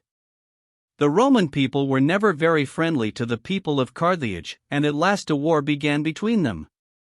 For a long time it was hard to tell which would prove the stronger. First the Romans would gain a battle, and then the men of Carthage would gain a battle, and so the war went on for many years. Among the Romans there was a brave general named Regulus, a man of whom it was said that he never broke his word. It so happened after a while that Regulus was taken prisoner and carried to Carthage. Ill and very lonely, he dreamed of his wife and little children so far away beyond the sea, and he had but little hope of ever seeing them again. He loved his home dearly, but he believed that his first duty was to his country, and so he had left all, to fight in this cruel war. He had lost a battle, it is true, and had been taken prisoner. Yet he knew that the Romans were gaining ground, and the people of Carthage were afraid of being beaten in the end. They had sent into other countries to hire soldiers to help them, but even with these they would not be able to fight much longer against Rome. One day some of the rulers of Carthage came to the prison to talk with Regulus. "We should like to make peace with the Roman people," they said, "and we are sure that, if your rulers at home knew how the war is going, they would be glad to make peace with us. We will set you free and let you go home, if you will agree to do as we say." "What is that?" asked Regulus. "In the first place," they said, "you must tell the Romans about the battles which you have lost, and you must make it plain to them that they have not gained anything by the war. In the second place, you must promise us that, if they will not make peace, you will come back to your prison." "Very well," said Regulus, "I promise you that, if they will not make peace, I will come back to prison." And so they let him go, for they knew that a great Roman would keep his word. When he came to Rome, all the people greeted him gladly. His wife and children were very happy, for they thought that now they would not be parted again. The white-haired fathers who made the laws for the city came to see him. They asked him about the war. "I was sent from Carthage to ask you to make peace," he said. "But it will not be wise to make peace. True, we have been beaten in a few battles, but our army is gaining ground every day. The people of Carthage are afraid, and well they may be. Keep on with the war a little while longer, and Carthage shall be yours. As for me, I have come to bid my wife and children in Rome farewell. Tomorrow I will start back to Carthage and to prison, for I have promised." Then the fathers tried to persuade him to stay.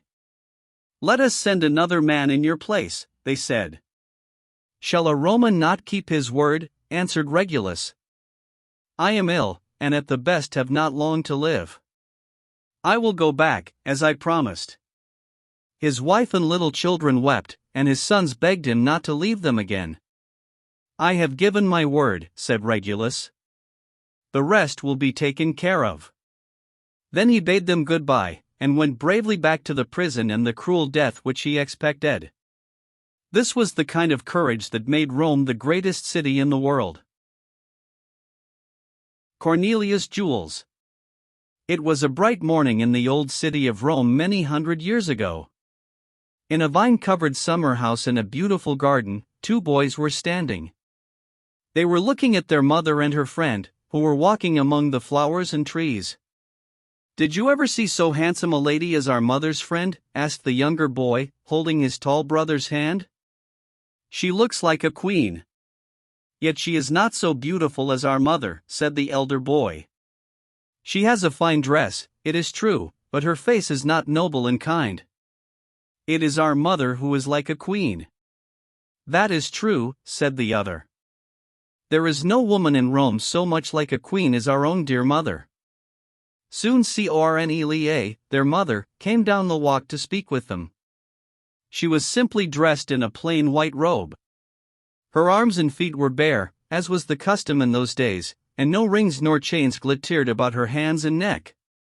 For her only crown, long braids of soft brown hair were coiled about her head, and a tender smile lit up her noble face as she looked into her son's proud eyes. "Boys," she said, "I have something to tell you." They bowed before her, as Roman lads were taught to do, and said, "What is it, mother?" "You are to dine with us today, here in the garden, and then our friend is going to show us that wonderful casket of jewels of which you have heard so much." The brothers looked shyly at their mother's friend. Was it possible that she had still other rings besides those on her fingers? Could she have other gems besides those which sparkled in the chains about her neck? When the simple outdoor meal was over, a servant brought the casket from the house. The lady opened it. Ah, how those jewels dazzled the eyes of the wondering boys! There were ropes of pearls, white as milk, and smooth as satin, heaps of shining rubies, red as the glowing coals, sapphires as blue as the sky that summer day, and diamonds that flashed and sparkled like the sunlight. The brothers looked long at the gems. Ah, whispered the younger, if our mother could only have such beautiful things.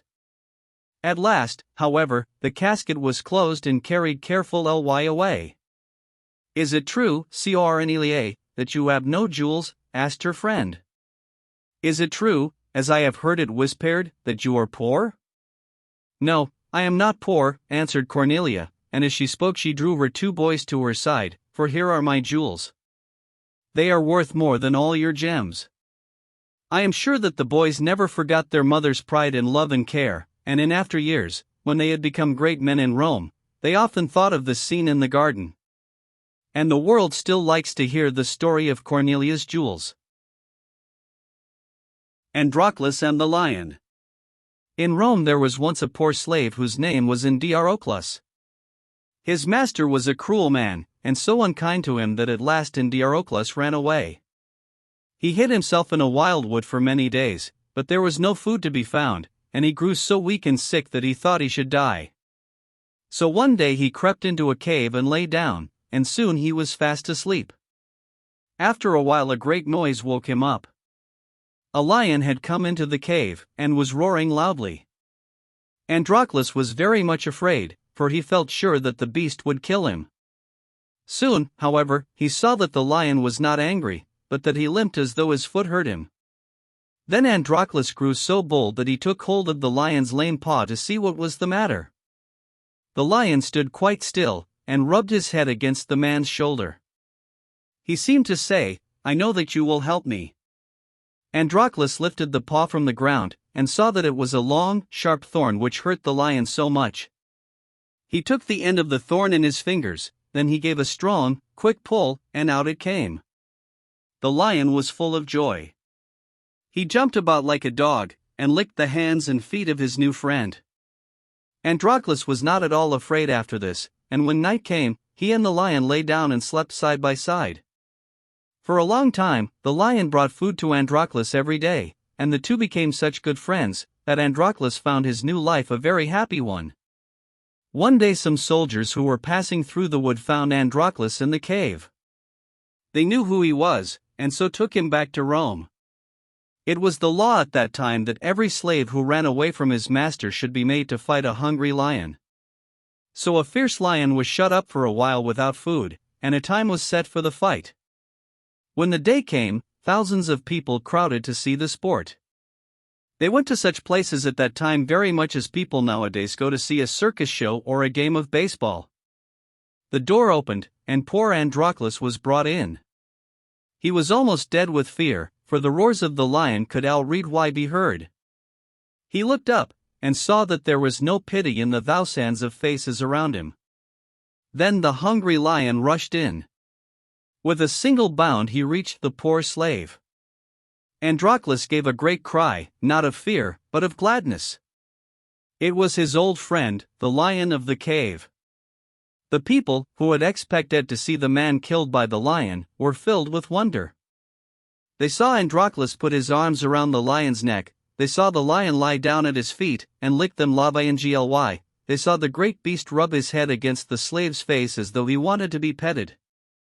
They could not understand what it all meant. Androclus and the lion. Androclus and the lion. After a while they asked Androclus to tell them about it. So he stood up before them, and, with his arm around the lion's neck, told how he and the beast had lived together in the cave. I am a man, he said, but no man has ever befriended me. This poor lion alone has been kind to me, and we love each other as brothers.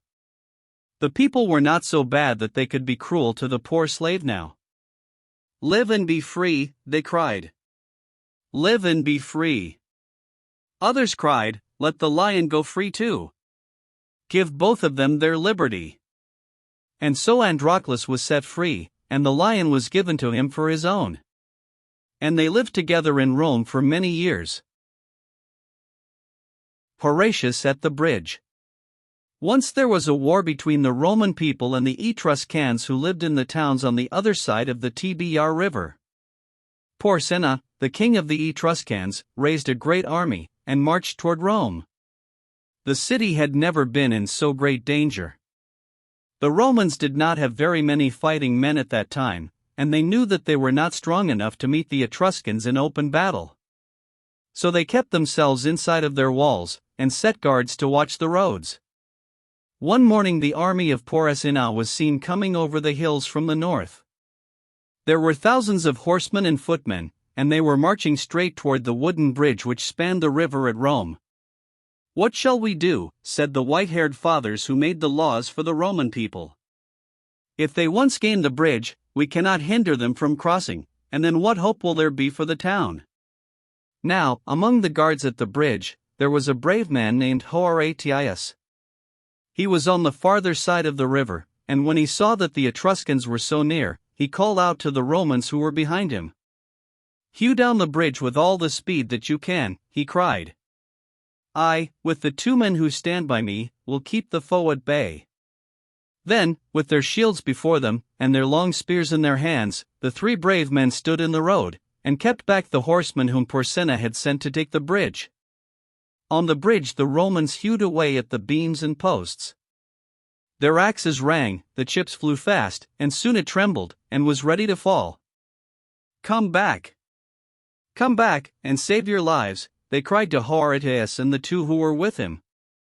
But just then Porsenna's horsemen dashed toward them again. Run for your lives, said Horatius to his friends. I will keep the road. They turned, and ran back across the bridge. They had hardly reached the other side when there was a crashing of beams and timbers. The bridge toppled over to one side, and then fell with a great splash into the water. When Horatius heard the sound, he knew that the city was safe. With his face still toward Porsenna's men, he moved slowly backward till he stood on the river's bank. A dart thrown by one of Porsenna's soldiers put out his left eye, but he did not falter. He cast his spear at the foremost horseman, and then he turned quickly around. He saw the white porch of his own home among the trees on the other side of the stream. And he spake to the noble river that rolls by the walls of Rome. O Tiber! Father Tiber! To whom the Romans pray. A Roman's life, a Roman's arms. Take thou in charge today. He leaped into the deep, swift stream. He still had his heavy armor on, and when he sank out of sight, no one thought that he would ever be seen again. But he was a strong man, and the best swimmer in Rome. The next minute he rose. He was halfway across the river, and safe from the spears and darts which Porsenna's soldiers hurled after him. Soon he reached the farther side, where his friends stood ready to help him. Shout after shout greeted him as he climbed upon the bank. Then Porsenna's men shouted also, for they had never seen a man so brave and strong as Horatius. He had kept them out of Rome, but he had done a deed which they could not help but praise. As for the Romans, they were very grateful to Horatius for having saved their city. They called him Horatius Cocles, which meant the one-eyed Horatius, because he had lost an eye in defending the bridge. They caused a fine statue of brass to be made in his honor, and they gave him as much land as he could plow around in a day. And for hundreds of years afterwards, with weeping and with laughter, still was the story told. How well Horatius kept the bridge. In the brave days of old. Julius Caesar. Nearly 2,000 years ago there lived in Rome a man whose name was Julius Caesar. He was the greatest of all the Romans. Why was he so great? He was a brave warrior, and had conquered many countries for Rome. He was wise in planning and in doing. He knew how to make men both love and fear him. At last he made himself the ruler of Rome. Some said that he wished to become its king. But the Romans at that time did not believe in kings. Once when Caesar was passing through a little country village, all the men, women, and children of the place came out to see him. There were not more than 50 of them, altogether, and they were led by their mayor, who told each one what to do. These simple people stood by the roadside and watched Caesar pass.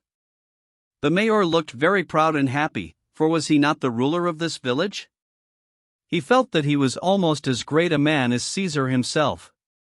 Some of the fine officers who were with Caesar laughed. They said, "See how that fellow struts at the head of his little flock." "Laugh as you will," said Caesar, "he has reason to be proud. I would rather be the head man of a village than the second man in Rome." At another time, Caesar was crossing a narrow sea in a boat. Before he was halfway to the farther shore, a storm overtook him. The wind blew hard, the waves dashed high, the lightning flashed, the thunder rolled. It seemed every minute as though the boat would sink. The captain was in great fright. He had crossed the sea many times, but never in such a storm as this. He trembled with fear, he could not guide the boat, he fell down upon his knees, he moaned, "All is lost! All is lost!" But Caesar was not afraid. He bade the man get up and take his oars again. "Why should you be afraid?" he said. "The boat will not be lost, for you have Caesar on board." The Sword of Damocles. There was once a king whose name was Dionysius. He was so unjust and cruel that he won for himself the name of tyrant. He knew that almost everybody hated him, and so he was always in dread lest someone should take his life. But he was very rich, and he lived in a fine palace where there were many beautiful and costly things, and he was waited upon by a host of servants who were always ready to do his bidding. One day a friend of his, whose name was Damocles, said to him, "How happy you must be! You have here everything that any man could wish." "Perhaps you would like to change places with me," said the tyrant. "No, not that, O king," said Damocles, "but I think that, if I could only have your riches and your pleasures for one day, I should not want any greater happiness." "Very well," said the tyrant. "You shall have them." And so, the next day, Damocles was led into the palace, and all the servants were bidden to treat him as their master. He sat down at a table in the banquet hall, and rich foods were placed before him. Nothing was wanting that could give him pleasure. There were costly wines, and beautiful flowers, and rare perfumes, and delightful music. He rested himself among soft cushions, and felt that he was the happiest man in all the world. The Sword of Damocles. The Sword of Damocles. Then he chanced to raise his eyes toward the ceiling. What was it that was dangling above him, with its point almost touching his head? It was a sharp sword, and it was hung by only a single horsehair. What if the hair should break? There was danger every moment that it would do so. The smile faded from the lips of Damocles. His face became ashy pale. His hands trembled. He wanted no more food, he could drink no more wine, he took no more delight in the music. He longed to be out of the palace, and away, he cared not where. "What is the matter?" said the tyrant. "That sword." "That sword," cried Damocles. He was so badly frightened that he dared not move. "Yes," said Dionysius, "I know there is a sword above your head, and that it may fall at any moment. But why should that trouble you? I have a sword over my head all the time. I am every moment in dread lest something may cause me to lose my life." "Let me go," said Damocles. "I now see that I was mistaken, and that the rich and powerful are not so happy as they seem.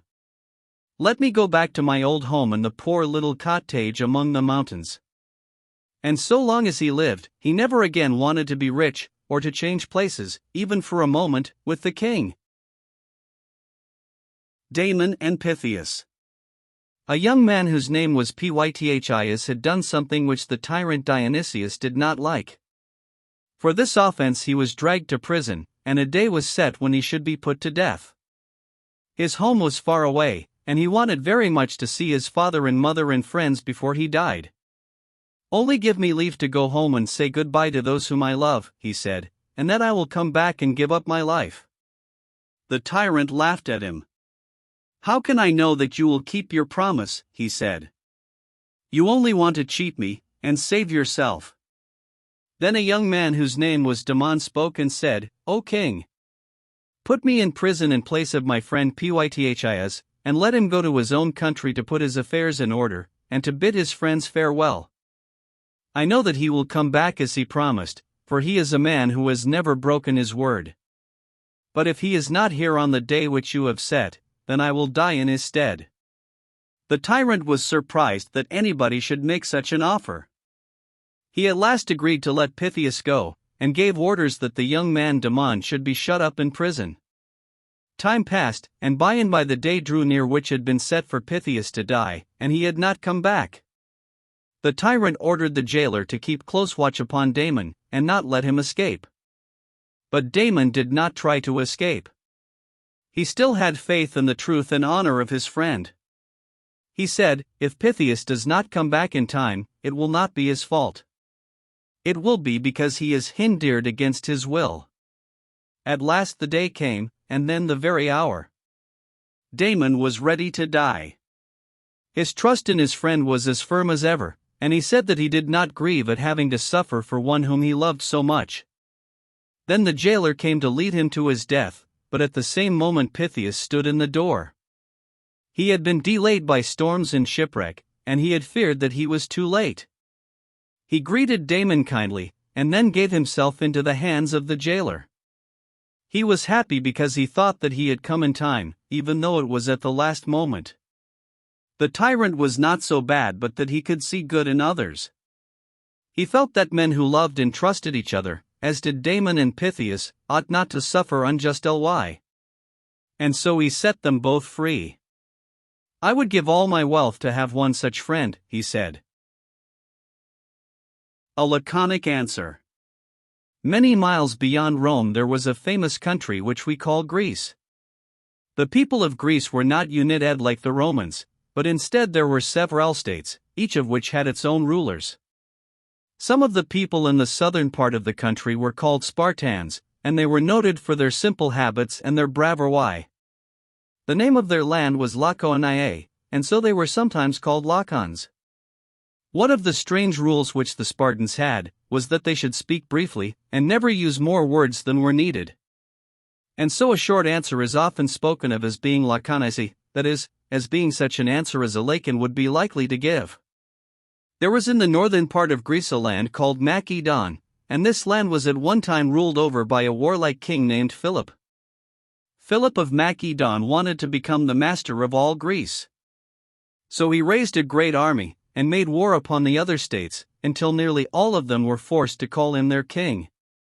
Then he sent a letter to the Spartans in Laconia, and said, "If I go down into your country, I will level your great city to the ground." In a few days, an answer was brought back to him. When he opened the letter, he found only one word written there. That word was "if." It was as much as to say, "We are not afraid of you so long as the little word "if" stands in your way." The ungrateful guest. Among the soldiers of King Philip there was a poor man who had done some brave deeds. He had pleased the king in more ways than one, and so the king put a good deal of trust in him. One day this soldier was on board of a ship at sea when a great storm came up. The winds drove the ship upon the rocks, and it was wrecked. The soldier was cast half drowned upon the shore, and he would have died there, had it not been for the kind care of a farmer who lived close by. The ungrateful guest. When the soldier was well enough to go home, he thanked the farmer for what he had done, and promised that he would repay him for his kindness. But he did not mean to keep his promise. He did not tell King Philip about the man who had saved his life. He only said that there was a fine farm by the seashore, and that he would like very much to have it for his own. Would the king give it to him? Who owns the farm now? Asked Philip. Only a churlish farmer, who has never done anything for his country, said the soldier. Very well, then, said Philip. You have served me for a long time, and you shall have your wish. Go and take the farm for yourself. And so the soldier made haste to drive the farmer from his house and home. He took the farm for his own. The poor farmer was stung to the heart by such treatment. He went boldly to the king, and told the whole story from beginning to end. King Philip was very angry when he learned that the man whom he had trusted had done so base a deed. He sent for the soldier in great haste, and when he had come, he caused these words to be burned in his forehead, "The ungrateful guest." Thus all the world was made to know of the mean act by which the soldier had tried to enrich himself, and from that day until he died all men shunned and hated him. Alexander and Bucephalus. One day King Philip bought a fine horse called Bucephalus. He was a noble animal, and the king paid a very high price for him. But he was wild and savage, and no man could mount him, or do anything at all with him. They tried to whip him, but that only made him worse. At last the king bade his servants take him away. It is a pity to ruin so fine a horse as that, said Alexander, the king's young son. Those men do not know how to treat him. Perhaps you can do better than they, said his father scornful ly. I know, said Alexander, that, if you would only give me leave to try, I could manage this horse better than anyone else. And if you fail to do so, what then? Asked Philip. I will pay you the price of the horse, said the lad. While everybody was laughing, Alexander ran up to Bucephalus, and turned his head toward the sun. He had noticed that the horse was afraid of his own shadow. He then spoke gently to the horse, and patted him with his hand. When he had keyed him a little, he made a quick spring, and leaped upon the horse's back. Everybody expected to see the boy killed outright. But he kept his place, and let the horse run as fast as he would. By and by, when Bucephalus had become tired, Alexander reined him in, and rode back to the place where his father was standing. All the men who were there shouted when they saw that the boy had proved himself to be the master of the horse. He leaped to the ground, and his father ran and kissed him. My son, said the king, Macedon is too small a place for you. You must seek a larger kingdom that will be worthy of you. After that, Alexander and Bucephalus were the best of friends. They were said to be always together, for when one of them was seen, the other was sure to be not far away. But the horse would never allow anyone to mount him but his master. Alexander became the most famous king and warrior that was ever known, and for that reason he is always called Alexander the Great.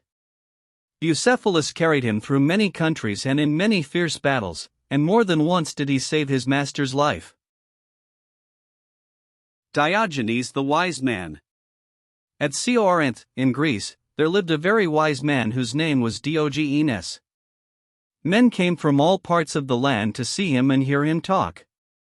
But wise as he was, he had some very queer ways. He did not believe that any man ought to have more things than he really needed, and he said that no man needed much. And so he did not live in a house, but slept in a tub or barrel, which he rolled about from place to place. He spent his days sitting in the sun, and saying wise things to those who were around him. At noon one day, Diogenes was seen walking through the streets with a lighted lantern, and looking all around as if in search of something. Why do you carry a lantern when the sun is shining? Someone said. I am looking for an honest man, answered Diogenes. When Alexander the Great went to Seashore, all the foremost men in the city came out to see him and to praise him. But Diogenes did not come, and he was the only man for whose opinions Alexander cared. Diogenes and Alexander. Diogenes and Alexander. And so, since the wise man would not come to see the king went to see the wise man. He found Diogenes in an out-of-the-way place, lying on the ground by his tub. He was enjoying the heat and the light of the sun. When he saw the king and a great many people coming, he sat up and looked at Alexander. Alexander greeted him and said, "Diogenes, I have heard a great deal about your wisdom. Is there anything that I can do for you?" "Yes," said Diogenes. "You can stand a little on one side, so as not to keep the sunshine from me." This answer was so different from what he expected, that the king was much surprised. But it did not make him angry, it only made him admire the strange man all the more. When he turned to ride back, he said to his officers, "Say what you will, if I were not Alexander, I would like to be Diogenes." The Brave 300. All Greece was in danger. A mighty army, led by the great king of Persia, had come from the east. It was marching along the seashore, and in a few days would be in Greece. The great king had sent messengers into every city and state, bidding them give him water and earth in token that the land and the sea were his. But they said, "No, we will be free." And so there was a great stir throughout all the land. The men armed themselves, and made haste to go out and drive back their foe, and the women stayed at home, weeping and waiting, and trembling with fear. There was only one way by which the Persian army could go into Greece on that side, and that was by a narrow pass between the mountains and the sea. This pass was guarded by Leonidas, the king of the Spartans, with 300 Spartan soldiers. Soon the Persian soldiers were seen coming.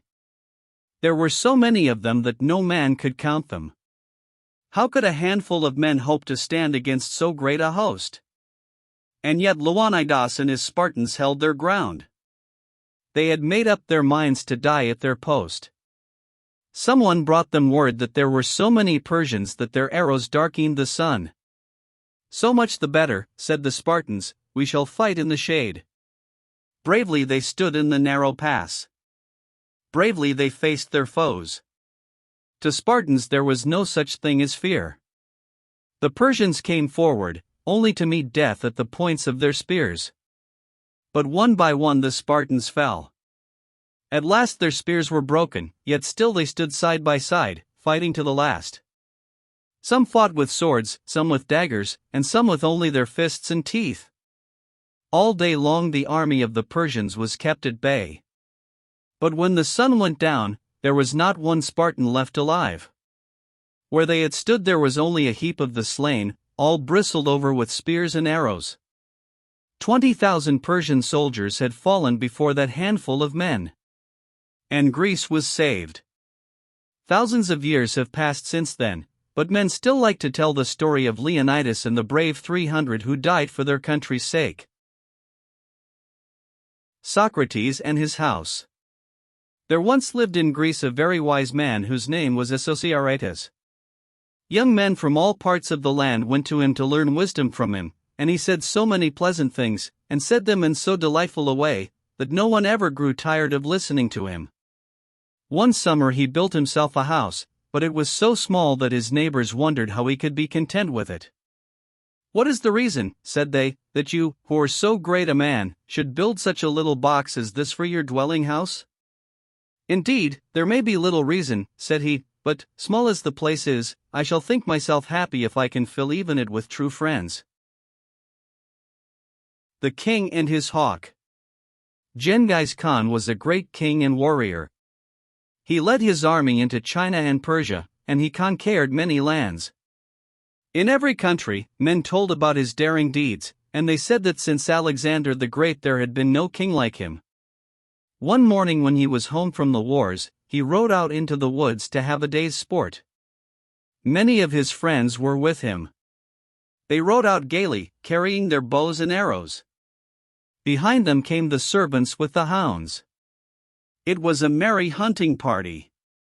The woods rang with their shouts and laughter. They expected to carry much game home in the evening. On the king's wrist sat his favorite hawk, for in those days hawks were trained to hunt. At a word from their masters they would fly high up into the air, and look around for prey. If they chanced to see a deer or a rabbit, they would swoop down upon it swift as any arrow. All day long Genghis Khan and his huntsmen rode through the woods. But they did not find as much game as they expected. Toward evening they started for home. The king had often ridden through the woods, and he knew all the paths. So while the rest of the party took the nearest way, he went by a longer road through a valley between two mountains. The day had been warm, and the king was very thirsty. His pet hawk had left his wrist and flown away. It would be sure to find its way home. The king rode slowly along. He had once seen a spring of clear water near this pathway. If he could only find it now! But the hot days of summer had dried up all the mountain brooks. At last, to his joy, he saw some water trickling down over the edge of a rock. He knew that there was a spring farther up. In the wet season, a swift stream of water always poured down here, but now it came only one drop at a time. The king leaped from his horse. He took a little silver cup from his hunting bag. He held it so as to catch the slowly falling drops. It took a long time to fill the cup, and the king was so thirsty that he could hardly wait. At last it was nearly full. He put the cup to his lips, and was about to drink. All at once there was a whirring sound in the air, and the cup was knocked from his hands. The water was all spilled upon the ground. The king looked up to see who had done this thing. It was his pet hawk. The hawk flew back and forth a few times, and then alighted among the rocks by the spring. The king picked up the cup, and again held it to catch the trickling drops. This time he did not wait so long. When the cup was half full, he lifted it toward his mouth. But before it had touched his lips, the hawk swooped down again, and knocked it from his hands. And now the king began to grow angry. He tried again, and for the third time the hawk kept him from drinking. The king was now very angry indeed. "How do you dare to act so?" he cried. "If I had you in my hands, I would wring your neck." Then he filled the cup again. But before he tried to drink, he drew his sword.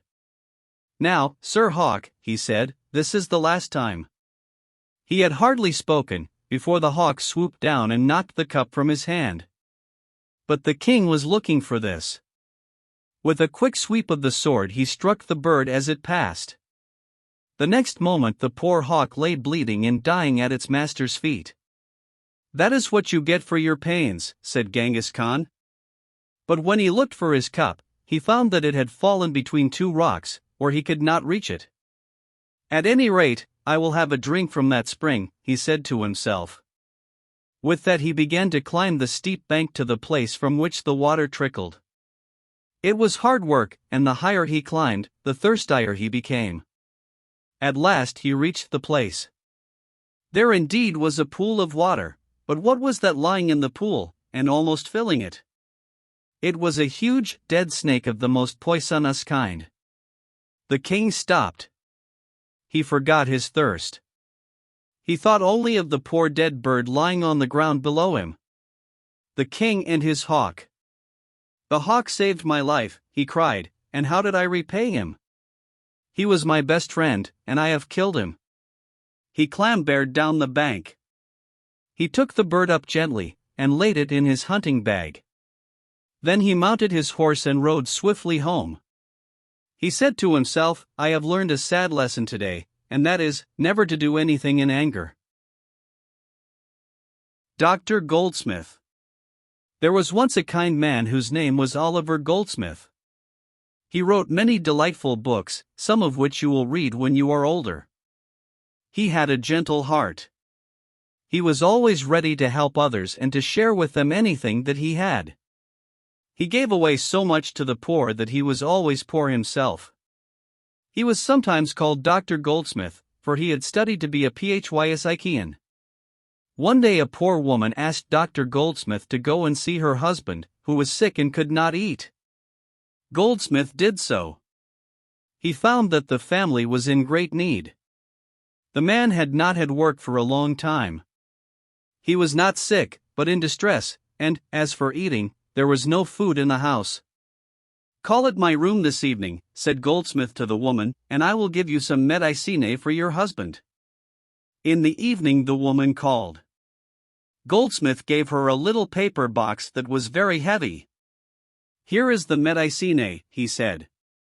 Use it faithful ly, and I think it will do your husband a great deal of good. But don't open the box until you reach home. What are the directions for taking it? Asked the woman. You will find them inside of the box, he answered.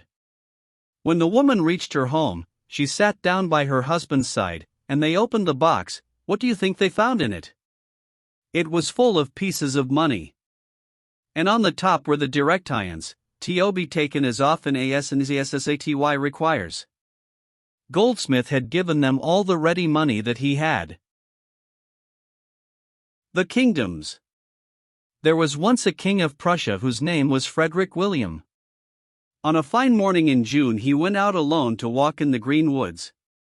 He was tired of the noise of the city, and he was glad to get away from it. So, as he walked among the trees, he often stopped to listen to the singing birds, or to look at the wild flowers that grew on every side. Now and then he stooped to pluck a violet, or a primrose, or a yellow buttercup. Soon his hands were full of pretty blossoms. After a while he came to a little meadow in the midst of the wood. Some children were playing there.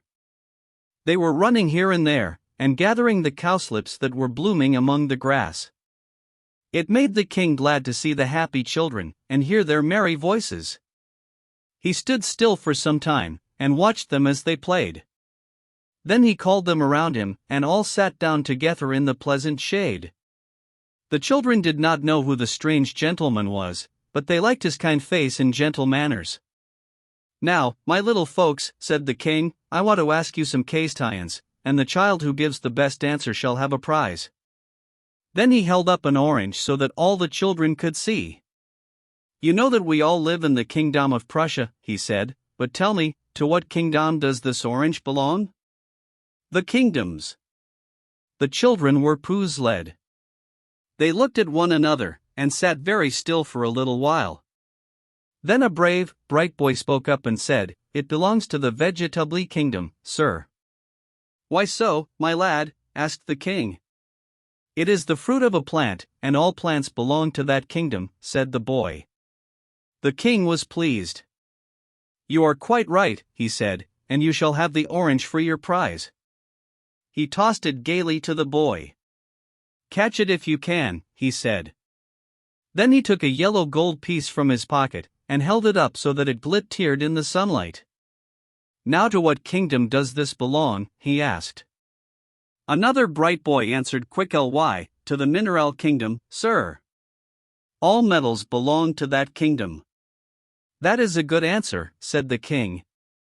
The gold piece is your prize. The children were delighted. With eager faces they waited to hear what the stranger would say next. I will ask you only one more question, said the king, and it is an easy one. Then he stood up, and said, Tell me, my little folks, to what kingdom do I belong? The bright boys were puzzled now. Some thought of saying, to the kingdom of Prussia. Some wanted to say, to the animal kingdom. But they were a little afraid, and all kept still. At last a tiny blue-eyed child looked up into the king's smiling face, and said in her simple way, I think to the kingdom of heaven. King Frederick William stooped down and lifted the little maiden in his arms. Tears were in his eyes as he kissed her, and said, So be it, my child. So be it. The Barmecide Feast. There was once a rich old man who was called the Barmecide. He lived in a beautiful palace in the midst of flowery gardens. He had everything that heart could wish. In the same land there was a poor man whose name was Shakabiasi. His clothing was rags, and his food was the scraps which other people had thrown away. But he had a light heart, and was as happy as a king. Once when Shakabiasi had not had anything to eat for a long time, he thought that he would go and ask the Barmecide to help him. The servant at the door said, Come in and talk with our master. He will not send you away hungry. Shakabak went in, and passed through many beautiful rooms, looking for the Barmecide. At last he came to a grand hall where there were soft carpets on the floor, and fine pictures on the walls, and pleasant couches to lie down upon. At the upper end of the room he saw a noble man with a long white beard. It was the Barmecide, and poor Schacabac bowed low before him, as was the custom in that country. The Barmecide spoke very kindly, and asked what was wanted. Schacabac told him about all his troubles, and said that it was now 2 days since he had tasted bread. "Is it possible?" said the Barmecide. "You must be almost dead with hunger, and here I have plenty and to spare." Then he turned and called, "Ho, boy! Bring in the water to wash our hands, and then order the cook to hurry the supper." Schacabac had not expected to be treated so kindly. He began to thank the rich man. "Say not a word," said the Barmecide, "but let us get ready for the feast." Then the rich man began to rub his hands as though someone was pouring water on them. "Come and wash with me," he said. Schacabac saw no boy, nor basin, nor water. But he thought that he ought to do as he was bidden, and so, like the Barmecide, he made a pretense of washing. "Come now," said the Barmecide, "let us have supper." He sat down, as if to a table, and pretended to be carving a roast. Then he said, "Help yourself, my good friend. You said you were hungry, so, now, don't be afraid of the food." Schacabac thought that he understood the joke, and he made pretense of taking food, and passing it to his mouth. Then he began to chew, and said, "You see, sir, I lose no time." "Boy," said the old man, "bring on the roast goose. Now, my good friend, try this choice piece from the breast. And here are sweet sauce, honey, raisins, green peas, and dry figs. Help yourself, and remember that other good things are coming." Schacabac was almost dead with hunger, but he was too polite not to do as he was bidden. "Come," said the Barmecide, "have another piece of the roast lamb. Did you ever eat anything so delicious?" "Never in my life," said Schacabac. "Your table is full of good things." "Then eat heartily," said the Barmecide. "You cannot please me better." After this came the dessert. The Barmecide spoke of sweetmeats and fruits, and Schacabac made believe that he was eating them. "Now is there anything else that you would like?" asked the host. "Ah, no," said poor Schacabac. "I have indeed had great plenty." "Let us drink, then," said the Barmecide. "Boy, bring on the wine." "Excuse me, my lord," said Schacabac, "I will drink no wine, for it is forbidden." The Barmecide seized him by the hand. "I have long wished to find a man like you," he said. "But come, now we will sup in earnest." He clapped his hands. Servants came, and he ordered supper. Soon they sat down to a table loaded with the very dishes of which they had pretended to eat. Poor Schacabac had never had so good a meal in all his life. When they had finished, and the table had been cleared away, the Barmecide said, "I have found you to be a man of good understanding. Your wits are quick, and you are ready always to make the best of everything. Come and live with me, and manage my house." And so Schacabac lived with the Barmecide many years, and never again knew what it was to be hungry. The Endless Tale. In the Far East there was a great king who had no work to do. Every day, and all day long, he sat on soft cushions and listened to stories. And no matter what the story was about, he never grew tired of hearing it, even though it was very long. "There is only one fault that I find with your story," he often said, "it is too short." All the storytellers in the world were invited to his palace, and some of them told tales that were very long indeed. But the king was always sad when a story was ended. At last he sent word into every city and town and country place, offering a prize to anyone who should tell him an endless tale. He said, "To the man that will tell me a story which shall last forever, I will give my fairest daughter for his wife, and I will make him my heir, and he shall be king after me." But this was not all. He added a very hard condition. "If any man shall try to tell such a story and then fail, he shall have his head cut off." The king's daughter was very pretty, and there were many young men in that country who were willing to do anything to win her. But none of them wanted to lose their heads, and so only a few tried for the prize. One young man invented a story that lasted 3 months, but at the end of that time, he could think of nothing more. His fate was a warning to others, and it was a long time before another storyteller was so rash as to try the king's patience. But one day a stranger from the south came into the palace. "Great king," he said, "is it true that you offer a prize to the man who can tell a story that has no end?" "It is true," said the king. "And shall this man have your fairest daughter for his wife, and shall he be your heir?" "Yes, if he succeeds," said the king. "But if he fails, he shall lose his head." "Very well, then," said the stranger, "I have a pleasant story about locusts which I would like to relate." "Tell it," said the king. "I will listen to you." The storyteller began his tale. Once upon a time a certain king seized upon all the corn in his country, and stored it away in a strong granary. But a swarm of locusts came over the land and saw where the grain had been put. After searching for many days they found on the east side of the granary a crevice that was just large enough for one locust to pass through at a time. So one locust went in and carried away a grain of corn, then another locust went in and carried away a grain of corn, then another locust went in and carried away a grain of corn.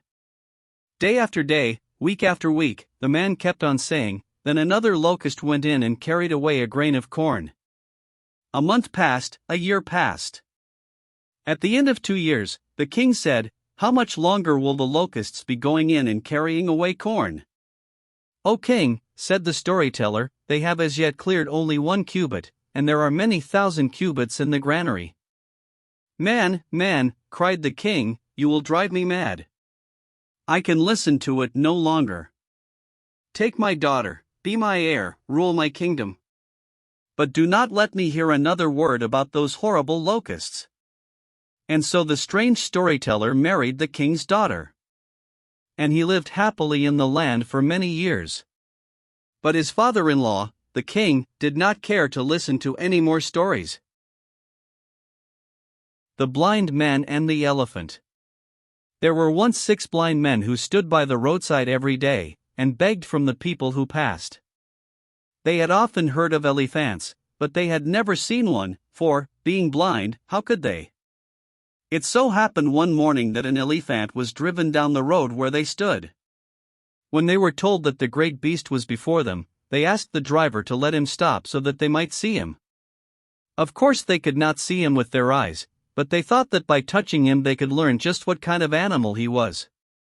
The first one happened to put his hand on the elephant's side. Well, he said, "now I know all about this beast. He is exactly like a wall." The second felt only of the elephant's tusk. "My brother," he said, "you are mistaken. He is not at all like a wall. He is round and smooth and sharp. He is more like a spear than anything else." The third happened to take hold of the elephant's trunk.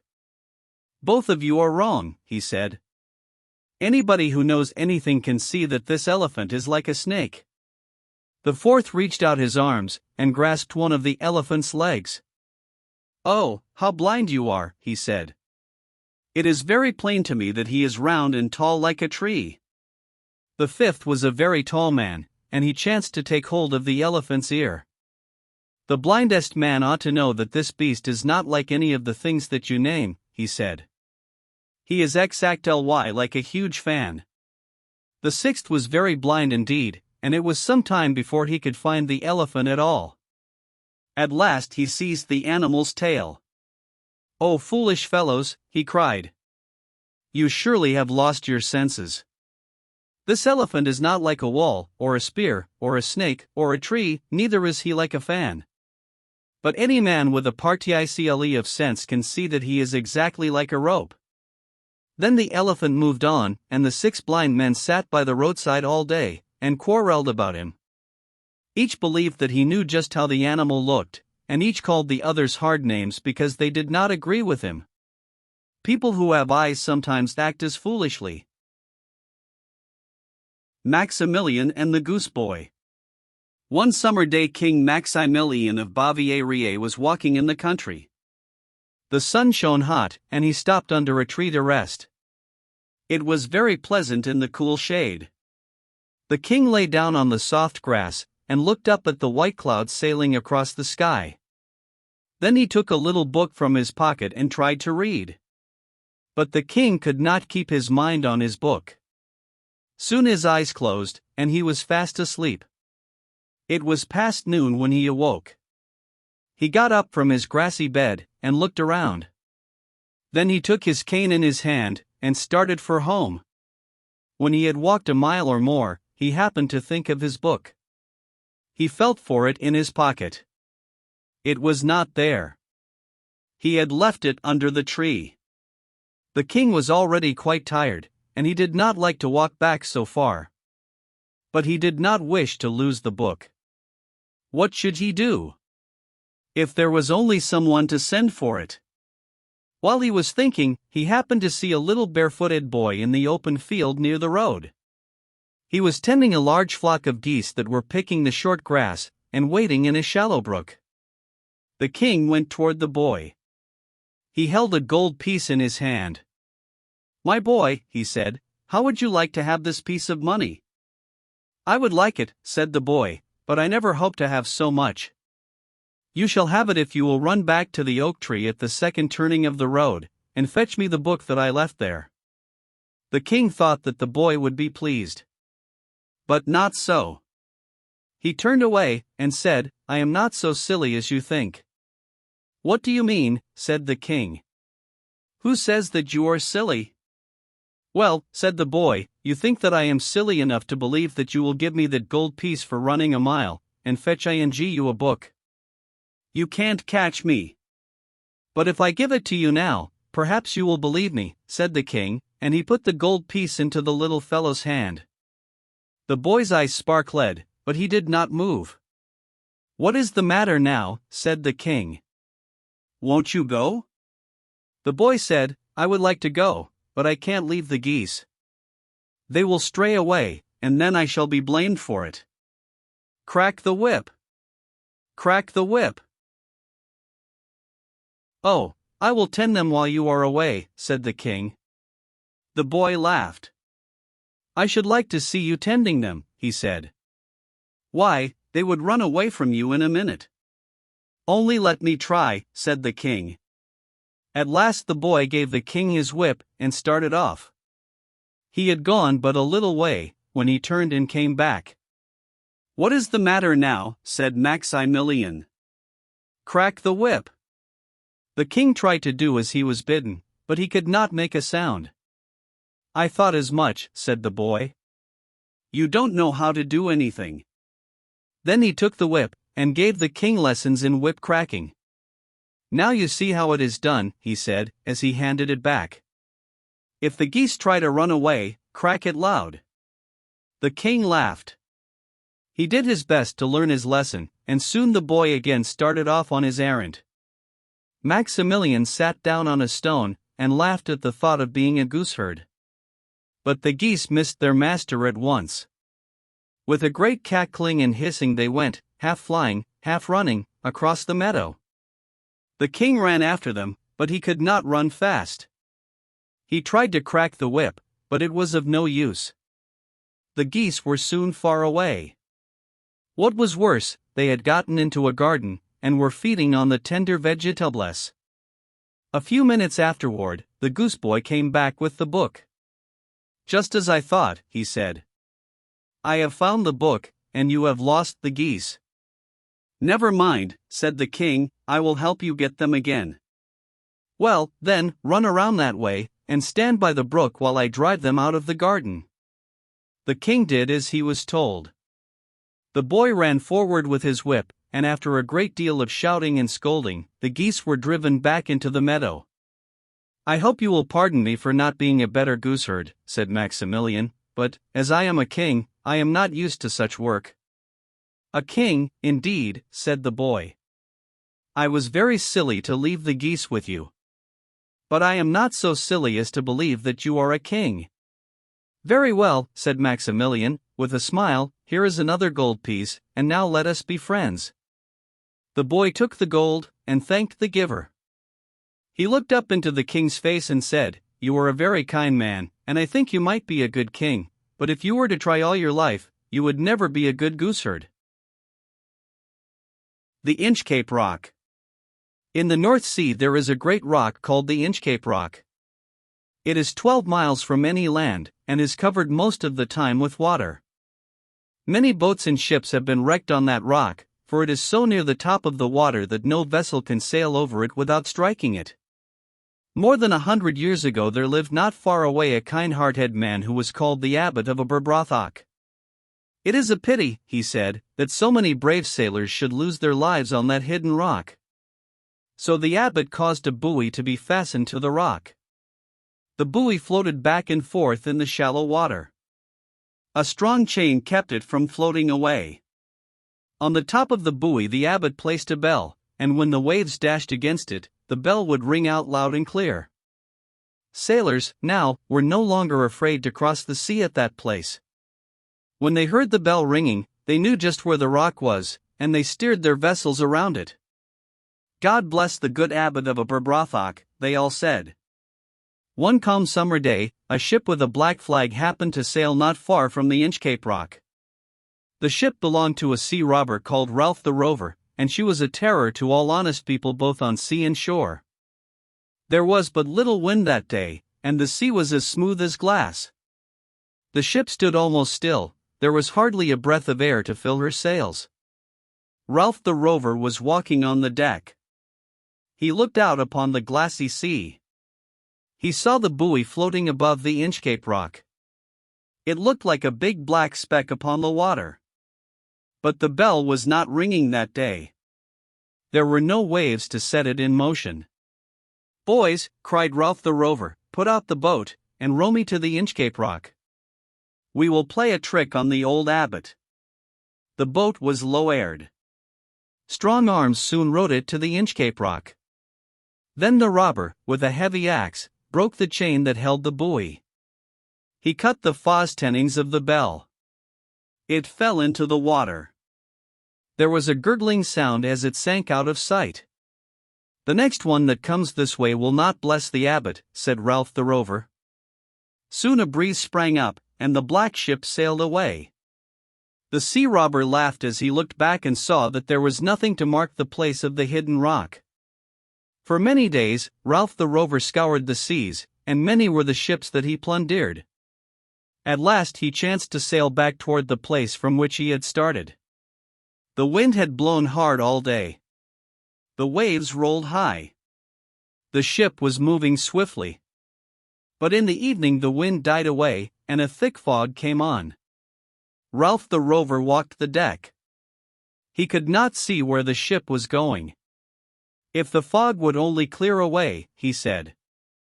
"I thought I heard the roar of breakers," said the pilot. "We must be near the shore." "I cannot tell," said Ralph the Rover, "but I think we are not far from the Inchcape Rock. I wish we could hear the good abbot's bell." The next moment there was a great crash. "It is the Inchcape Rock," the sailors cried, as the ship gave a lurch to one side, and began to sink. "Oh, what a wretch am I," cried Ralph the Rover. "This is what comes of the joke that I played on the good abbot." What was it that he heard as the waves rushed over him? Was it the abbot's bell, ringing for him far down at the bottom of the sea? Whittington and his cat. The city. There was once a little boy whose name was Richard Whittington, but everybody called him Dick. His father and mother had died when he was only a babe, and the people who had the care of him were very poor. Dick was not old enough to work, and so he had a hard time of it indeed. Sometimes he had no breakfast, and sometimes he had no dinner, and he was glad at any time to get a crust of bread or a drop of milk. Now, in the town where Dick lived, the people liked to talk about London. None of them had ever been to the great city, but they seemed to know all about the wonderful things which were to be seen there. They said that all the folks who lived in London were fine gentlemen and ladies, that there was singing and music there all day long, that nobody was ever hungry there, and nobody had to work, and that the streets were all paved with gold. Dick listened to these stories, and wished that he could go to London. One day a big wagon drawn by 8 horses, all with bells on their heads, drove into the little town. Dick saw the wagon standing by the inn, and he thought that it must be going to the fine city of London. When the driver came out and was ready to start, the lad ran up and asked him if he might walk by the side of the wagon. The driver asked him some questions, and when he learned how poor Dick was, and that he had neither father nor mother, he told him that he might do as he liked.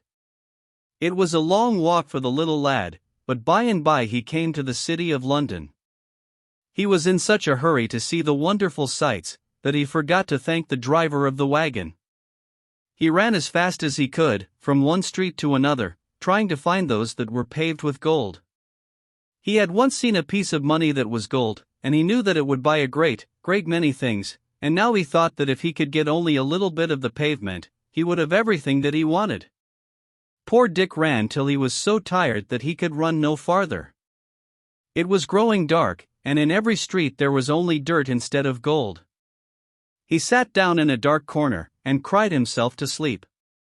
When he woke up the next morning, he was very hungry, but there was not even a crust of bread for him to eat. He forgot all about the golden pavements, and thought only of food. He walked about from one street to another, and at last grew so hungry that he began to ask those whom he met to give him a penny to buy something to eat. "Go to work, you idle fellow," said some of them, and the rest passed him by without even looking at him. "I wish I could go to work," said Dick. 2. The kitchen. By and by Dick grew so faint and tired that he could go no farther.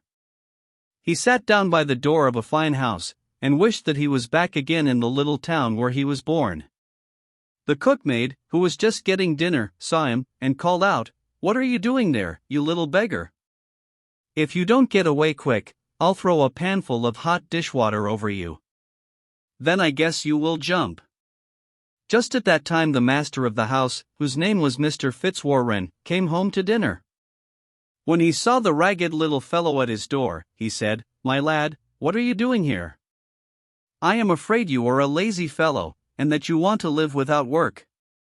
"No, indeed," said Dick.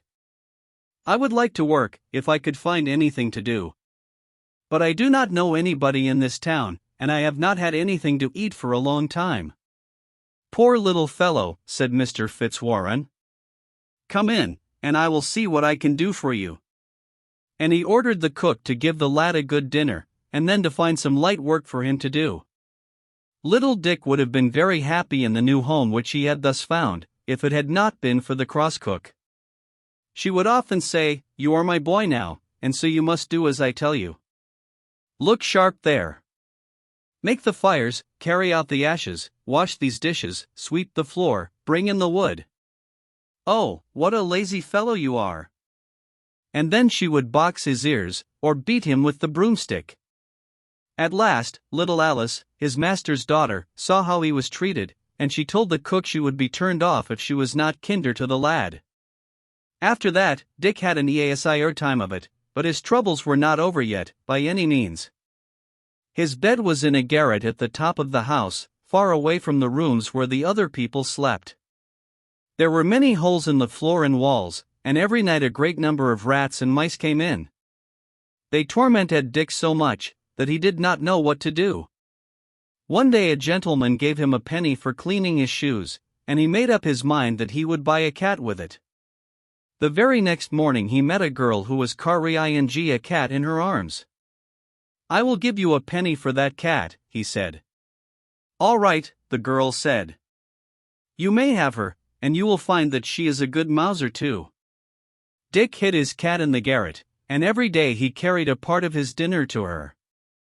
It was not long before she had driven all the rats and mice away, and then Dick could sleep soundly every night. 3. The Venture. Some time after that, a ship that belonged to Mr. Fitzwarren was about to start on a voyage across the sea. It was loaded with goods which were to be sold in lands far away. Mr. Fitzwarren wanted to give his servants a chance for good fortune too, and so he called all of them into the parlor, and asked if they had anything they would like to send out in the ship for trade. Everyone had something to send, everyone but Dick, and as he had neither money nor goods, he stayed in the kitchen, and did not come in with the rest. Little Alice guessed why he did not come, and so she said to her papa, "Poor Dick ought to have a chance too. Here is some money out of my own purse that you may put in for him."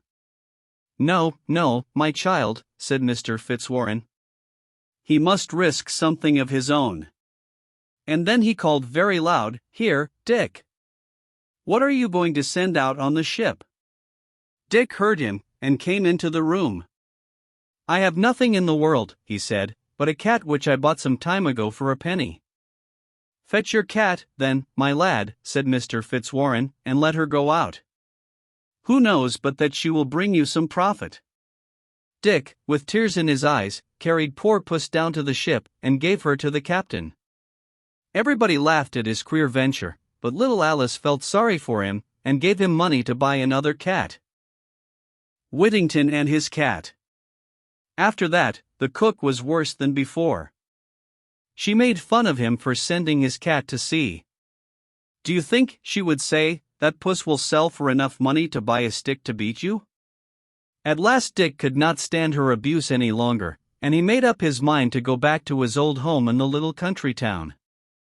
So, very early in the morning on All Hallows Day, he started.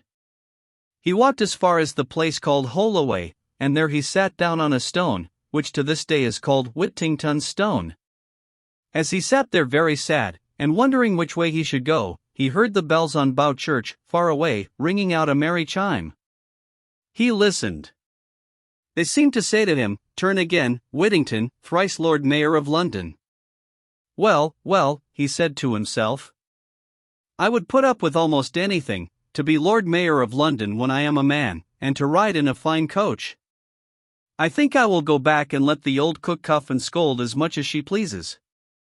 Dick did go back, and he was lucky enough to get into the kitchen, and set about his work, before the cook came downstairs to get breakfast. 4. The Cat. Mr. Fitzwarren's ship made a long voyage, and at last reached a strange land on the other side of the sea. The people had never seen any white men before, and they came in great crowds to buy the fine things with which the ship was loaded. The captain wanted very much to trade with the king of the country, and it was not long before the king sent word for him to come to the palace and see him. The captain did so. He was shown into a beautiful room, and given a seat on a rich carpet all flowered with silver and gold. The king and queen were seated not far away, and soon a number of dishes were brought in for dinner. They had hardly begun to eat when an army of rats and mice rushed in, and devoured all the meat before anyone could hinder them. The captain wondered at this, and asked if it was not very unpleasant to have so many rats and mice about. "Oh, yes," was the answer. "It is indeed unpleasant, and the king would give half his treasure if he could get rid of them." The captain jumped for joy. He remembered the cat which little Whittington had sent out, and he told the king that he had a little creature on board his ship which would make short work of the pests. Then it was the king's turn to jump for joy, and he jumped so high that his yellow cap, or turban, dropped off his head. "Bring the creature to me," he said. "If she will do what you say, I will load your ship with gold." The captain made believe that he would be very sorry to part with the cat, but at last he went down to the ship to get her, while the king and queen made haste to have another dinner made ready. The captain, with Puss under his arm, reached the palace just in time to see the table crowded with rats. The cat leaped out upon them, and oh, what havoc she did make among the troublesome creatures! Most of them were soon stretched dead upon the floor, while the rest scampered away to their holes, and did not dare to come out again. The king had never been so glad in his life, and the queen asked that the creature which had done such wonders should be brought to her. The captain called, "Pussy, Pussy, Pussy," and the cat came up and rubbed against his legs. He picked her up, and offered her to the queen, but at first the queen was afraid to touch her. However, the captain stroked the cat, and called, "Pussy, Pussy, Pussy," and then the queen ventured to touch her.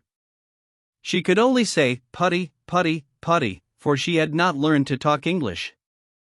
The captain then put the cat down on the queen's lap, where she purred and purred until she went to sleep.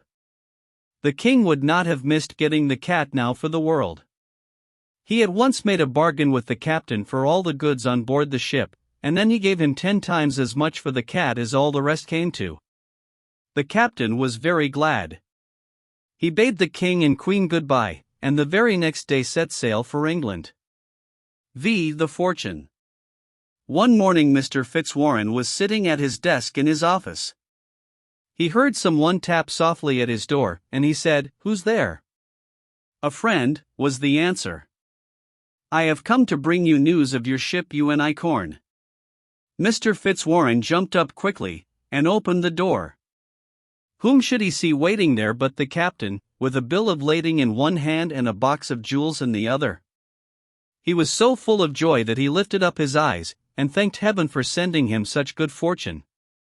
The captain soon told the story of the cat, and then he showed the rich present which the king and queen had sent to poor Dick in payment for her.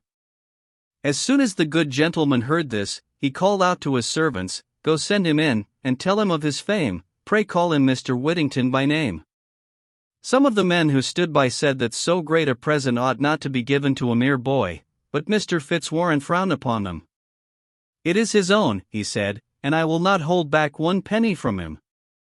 Dick was scouring the pots when word was brought to him that he should go to the office. "Oh, I am so dirty," he said, "and my shoes are full of hobnails." But he was told to make haste. Mr. Fitzwarren ordered a chair to be set for him, and then the lad began to think that they were making fun of him. "I beg that you won't play tricks with a poor boy like me," he said. "Please let me go back to my work." "Mr. Whittington," said Mr. Fitzwarren, "this is no joke at all. The captain has sold your cat, and has brought you, in return for her, more riches than I have in the whole world." Then he opened the box of jewels, and showed Dick his treasures. The poor boy did not know what to do. He begged his master to take a part of it, but Mr. Fitzwarren said, "No, it is all your own, and I feel sure that you will make good use of it." Dick then offered some of his jewels to his mistress and little Alice. They thanked him, and told him that they felt great joy at his good luck, but wished him to keep his riches for himself. Then he opened the box of jewels, and showed Dick his treasures. But he was too kind-hearted to keep everything for himself. He gave nice presents to the captain and the sailors, and to the servants in Mr. Fitzwarren's house. He even remembered the cross old cook. After that, Whittington's face was washed, and his hair curled, and he was dressed in a nice suit of clothes, and then he was as handsome a young man as ever walked the streets of London. Some time after that, there was a fine wedding at the finest church in London, and Miss Alice became the wife of Mr. Richard Whittington. And the Lord Mayor was there, and the great judges, and the sheriffs, and many rich merchants, and everybody was very happy. And Richard Whittington became a great merchant, and was one of the foremost men in London. He was sheriff of the city, and thrice Lord Mayor, and King Henry V made him a knight. He built the famous prison of Newgate in London. On the archway in front of the prison was a figure, cut in stone, of Sir Richard Whittington and his cat, and for 300 years this figure was shown to all who visited London. Casabianca. There was a great battle at sea. One could hear nothing but the roar of the big guns. The air was filled with black smoke. The water was strewn with broken masts and pieces of timber which the cannonballs had knocked from the ships. Many men had been killed, and many more had been wounded. The flagship had taken fire. The flames were breaking out from below. The deck was all ablaze. The men who were left alive made haste to launch a small boat. They leaped into it, and rowed swiftly away. Any other place was safer now than on board of that burning ship. There was powder in the hold. But the captain's son, young Casabianca, still stood upon the deck. The flames were almost all around him now, but he would not stir from his post. His father had bidden him stand there, and he had been taught always to obey. He trusted in his father's word, and believed that when the right time came he would tell him to go. He saw the men leap into the boat. He heard them call to him to come. He shook his head. "When father bids me, I will go," he said. And now the flames were leaping up the masts. The sails were all ablaze. The fire blew hot upon his cheek. It scorched his hair. It was before him, behind him, all around him. "Oh, father," he cried, "may I not go now? The men have all left the ship. Is it not time that we too should leave it?" He did not know that his father was lying in the burning cabin below, that a cannonball had struck him dead at the very beginning of the fight. He listened to hear his answer. "Speak louder, father," he cried. "I cannot hear what you say." Above the roaring of the flames, above the crashing of the falling spars, above the booming of the guns, he fancied that his father's voice came faintly to him through the scorching air. "I am here, father." "Speak once again," he gasped. But what is that? A great flash of light fills the air, clouds of smoke shoot quickly upward to the sky, and boom! Oh, what a terrifying sound! Louder than thunder, louder than the roar of all the guns. The air quivers, the sea itself trembles, the sky is black. The blazing ship is seen no more. There was powder in the hold. A long time ago a lady, whose name was Mrs. Hemans, wrote a poem about this brave boy Casavnca. It is not a very well written poem, and yet everybody has read it, and thousands of people have learned it by heart. I doubt not but that someday you too will read it. It begins in this way. The boy stood on the burning deck, whence all but him had fled. The flame that lit the battle's wreck shone round him o'er the dead. Yet beautiful and bright he stood, as born to rule the storm. A creature of heroic blood, a proud though childlike form. Antonio Canova. A good many years ago there lived in Italy a little boy whose name was Antonio, Virginia. He lived with his grandfather, for his own father was dead. His grandfather was a stone cutter, and he was very poor. Antonio was a puny lad, and not strong enough to work. He did not care to play with the other boys of the town. But he liked to go with his grandfather to the stoneyard. While the old man was busy, cutting and trimming the great blocks of stone, the lad would play among the chips. Sometimes he would make a little statue of soft clay, sometimes he would take hammer and chisel, and try to cut a statue from a piece of rock. He showed so much skill that his grandfather was delighted. "The boy will be a sculptor some day," he said. Then when they went home in the evening, the grandmother would say, "What have you been doing today, my little sculptor?" And she would take him upon her lap and sing to him, or tell him stories that filled his mind with pictures of wonderful and beautiful things. And the next day, when he went back to the stoneyard, he would try to make some of those pictures in stone or clay. There lived in the same town a rich man who was called the Count. Sometimes the Count would have a grand dinner, and his rich friends from other towns would come to visit him. Then Antonio's grandfather would go up to the Count's house to help with the work in the kitchen, for he was a fine cook as well as a good stone cutter. It happened one day that Antonio went with his grandfather to the Count's great house. Some people from the city were coming, and there was to be a grand feast. The boy could not cook, and he was not old enough to wait on the table, but he could wash the pans and kettles, and as he was smart and quick, he could help in many other ways. All went well until it was time to spread the table for dinner. Then there was a crash in the dining room, and a man rushed into the kitchen with some pieces of marble in his hands. He was pale, and trembling with fright. "What shall I do? What shall I do?" he cried. "I have broken the statue that was to stand at the center of the table. I cannot make the table look pretty without the statue. What will the Count say?" And now all the other servants were in trouble. Was the dinner to be a failure after all?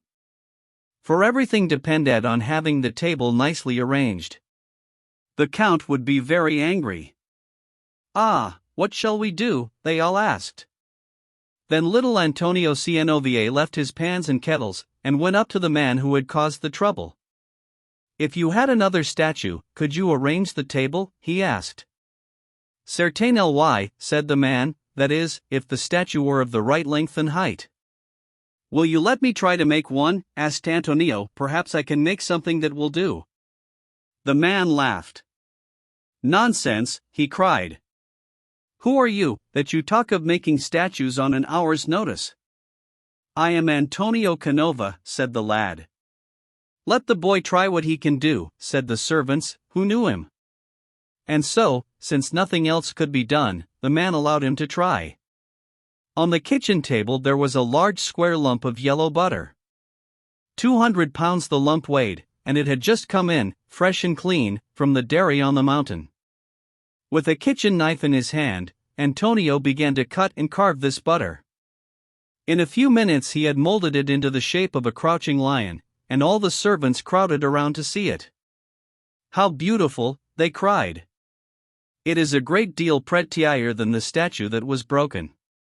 When it was finished, the man carried it to its place. "The table will be handsomer by half than I ever hoped to make it," he said. When the Count and his friends came in to dinner, the first thing they saw was the yellow lion. "What a beautiful work of art!" they cried. "None but a very great artist could ever carve such a figure, and how odd that he should choose to make it of butter." And then they asked the Count to tell them the name of the artist. The servants crowded around to see it. The servants crowded around to see it. "Truly, my friends," he said, "this is as much of a surprise to me as to you." And then he called to his head servant, and asked him where he had found so wonderful a statue. "It was carved only an hour ago by a little boy in the kitchen," said the servant. This made the Count's friends wonder still more, and the Count bade the servant call the boy into the room. "My lad," he said, "you have done a piece of work of which the greatest artists would be proud. What is your name, and who is your teacher?" "My name is Antonio Canova," said the boy, "and I have had no teacher but my grandfather the stonecutter." By this time all the guests had crowded around Antonio. There were famous artists among them, and they knew that the lad was a genius. They could not say enough in praise of his work, and when at last they sat down at the table, nothing would please them but that Antonio should have a seat with them, and the dinner was made a feast in his honor. The very next day the Count sent for Antonio to come and live with him. The best artists in the land were employed to teach him the art in which he had shown so much skill, but now, instead of carving butter, he chiseled marble. In a few years, Antonio Canova became known as one of the greatest sculptors in the world. Picciola. Many years ago there was a poor gentleman shut up in one of the great prisons of France. His name was Charnay, and he was very sad and unhappy. Why? He had been put into prison wrongfully, and it seemed to him as though there was no one in the world who cared for him. He could not read, for there were no books in the prison.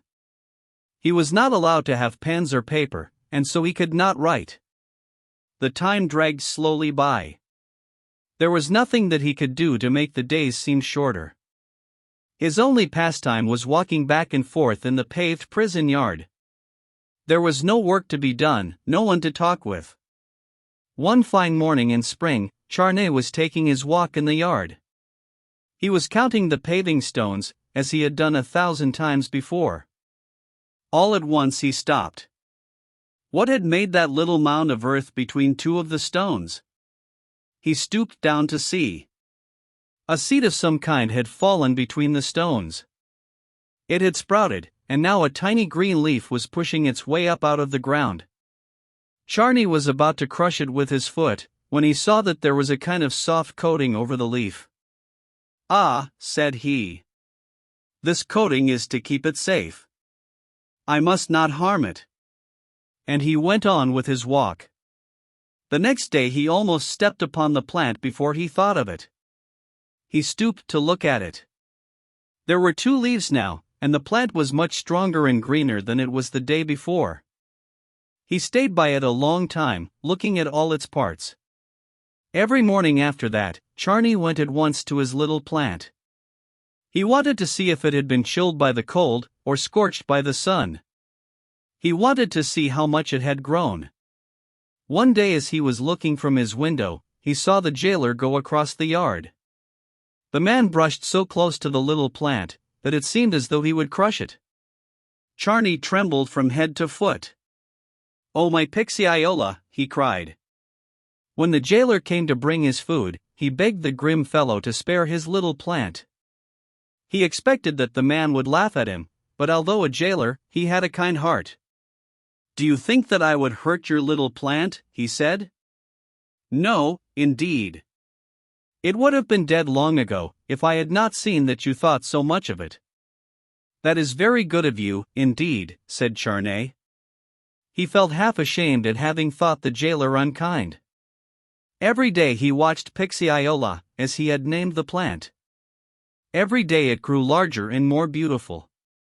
But once it was almost broken by the huge feet of the jailer's dog. Charney's heart sank within him. "Peachiola must have a house," he said. "I will see if I can make one." So, though the nights were chilly, he took, day by day, some part of the firewood that was allowed him, and with this he built a little house around the plant. The plant had 1,000 pretty ways which he noticed. He saw how it always bent a little toward the sun. He saw how the flowers folded their petals before a storm. He had never thought of such things before, and yet he had often seen whole gardens of flowers in bloom. One day, with soot and water he made some ink. He spread out his handkerchief for paper. He used a sharpening stick for a pen, and all for what? He felt that he must write down the doings of his little pet. He spent all his time with the plant. "See my lord and my lady," the jailer would say when he saw them. As the summer passed by, Peachiola grew more lovely every day. There were no fewer than 30 blossoms on its stem. But one sad morning it began to droop. Charney did not know what to do. He gave it water, but still it drooped. The leaves were with her ing. The stones of the prison yard would not let the plant live. Charney knew that there was but one way to save his treasure. Alas! How could he hope that it might be done? The stones must be taken up at once. But this was a thing which the jailer dared not do. The rules of the prison were strict, and no stone must be moved. Only the highest officers in the land could have such a thing done. Poor Charney could not sleep. Peachiola must die. Already the flowers had withered, the leaves would soon fall from the stem. Then a new thought came to Charney. He would ask the great Napoleon, the emperor himself, to save his plant. It was a hard thing for Charney to do, to ask a favor of the man whom he hated, the man who had shut him up in this very prison. But for the sake of Peachiola he would do it. He wrote his little story on his handkerchief. Then he gave it into the care of a young girl, who promised to carry it to Napoleon. Ah! If the poor plant would only live a few days longer! What a long journey that was for the young girl! What a long, dreary waiting it was for Charney and Peachiola! But at last news came to the prison. The stones were to be taken up. Peachiola was saved. The emperor's kind wife had heard the story of Charney's care for the plant. She saw the handkerchief on which he had written of its pretty ways. "Surely," she said, "it can do us no good to keep such a man in prison." And so, at last, Charney was set free. Of course he was no longer sad and unloving. He saw how God had cared for him and the little plant, and how kind and true are the hearts of even rough men. And he cherished Peachiola as a dear, loved friend whom he could never forget. Mignon. Here is the story of Mignon as I remember having read it in a famous old book. A young man named Wilhelm was staying at an inn in the city. One day as he was going upstairs he met a little girl coming down. He would have taken her for a boy, if it had not been for the long curls of black hair wound about her head. As she ran by, he caught her in his arms and asked her to whom she belonged. He felt sure that she must be one of the rope dancers who had just come to the inn. She gave him a sharp, dark look, slipped out of his arms, and ran away without speaking. The next time he saw her, Wilhelm spoke to her again. "Do not be afraid of me, little one," he said kindly. "What is your name?" They call me Mignon, said the child. How old are you? He asked. No one has counted, the child answered. Wilhelm went on, but he could not help wondering about the child, and thinking of her dark eyes and strange ways. One day not long after that, there was a great outcry among the crowd that was watching the rope dancers. Wilhelm went down to find out what was the matter. He saw that the master of the dancers was beating little Mignon with a stick. He ran and held the man by the collar. Let the child alone, he cried. If you touch her again, one of us shall never leave this spot. The man tried to get loose, but Wilhelm held him fast. The child crept away, and hid herself in the crowd. Pay me what her clothes cost, cried the rope dancer at last, and you may take her. As soon as all was quiet, Wilhelm went to look for Mignon, for she now belonged to him. But he could not find her, and it was not until the rope dancers had left the town that she came to him. Where have you been? Asked Wilhelm in his kindest tones, but the child did not speak. You are to live with me now, and you must be a good child, he said. I will try, said Mignon gently. From that time she tried to do all that she could for Wilhelm and his friends. She would let no one wait on him but herself. She was often seen going to a basin of water to wash from her face the paint with which the rope dancers had red-dined her cheeks. Indeed, she nearly rubbed off the skin in trying to wash away its fine brown tint, which she thought was some deep dye. Mignon grew more lovely every day. She never walked up and down the stairs, but jumped. She would spring along by the railing, and before you knew it, would be sitting quietly above on the landing. To each one she would speak in a different way. To Wilhelm it was with her arms crossed upon her breast. Often for a whole day she would not say one word, and yet in waiting upon Wilhelm she never tired. One night he came home very weary and sad. Mignon was waiting for him. She carried the light before him upstairs. She set the light down upon the table, and in a little while she asked him if she might dance. It might ease your heart a little, she said. Wilhelm, to please her, told her that she might. Then she brought a little carpet, and spread it upon the floor. At each corner she placed a candle, and on the carpet she put a number of eggs. She arranged the eggs in the form of certain figures.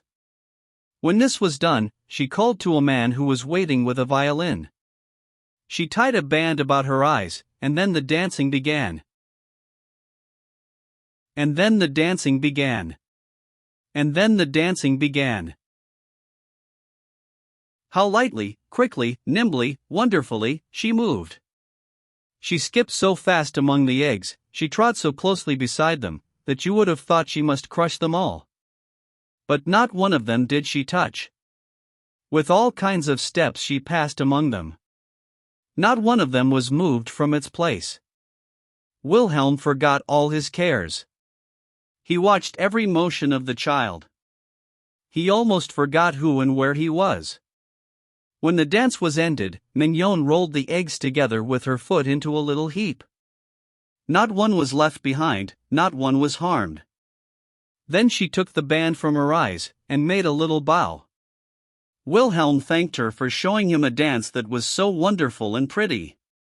He praised her, petted her, and hoped that she had not tired herself too much. When she had gone from the room, the man with the violin told Wilhelm of the care she had taken to teach him the music of the dance. He told how she had sung it to him over and over again. He told how she had even wished to pay him with her own money for learning to play it for her. There was yet another way in which Mignon tried to please Wilhelm, and make him forget his cares. She sang to him. The song which he liked best was one whose words he had never heard before. Its music, too, was strange to him, and yet it pleased him very much. He asked her to speak the words over and over again. He wrote them down, but the sweetness of the tune was more delightful than the words. The song began in this way: Do you know the land where citrons, lemons, grow, and oranges under the green leaves glow? Once, when she had ended the song, she said again, Do you know the land? It must be Italy, said Wilhelm. Have you ever been there? The child did not answer.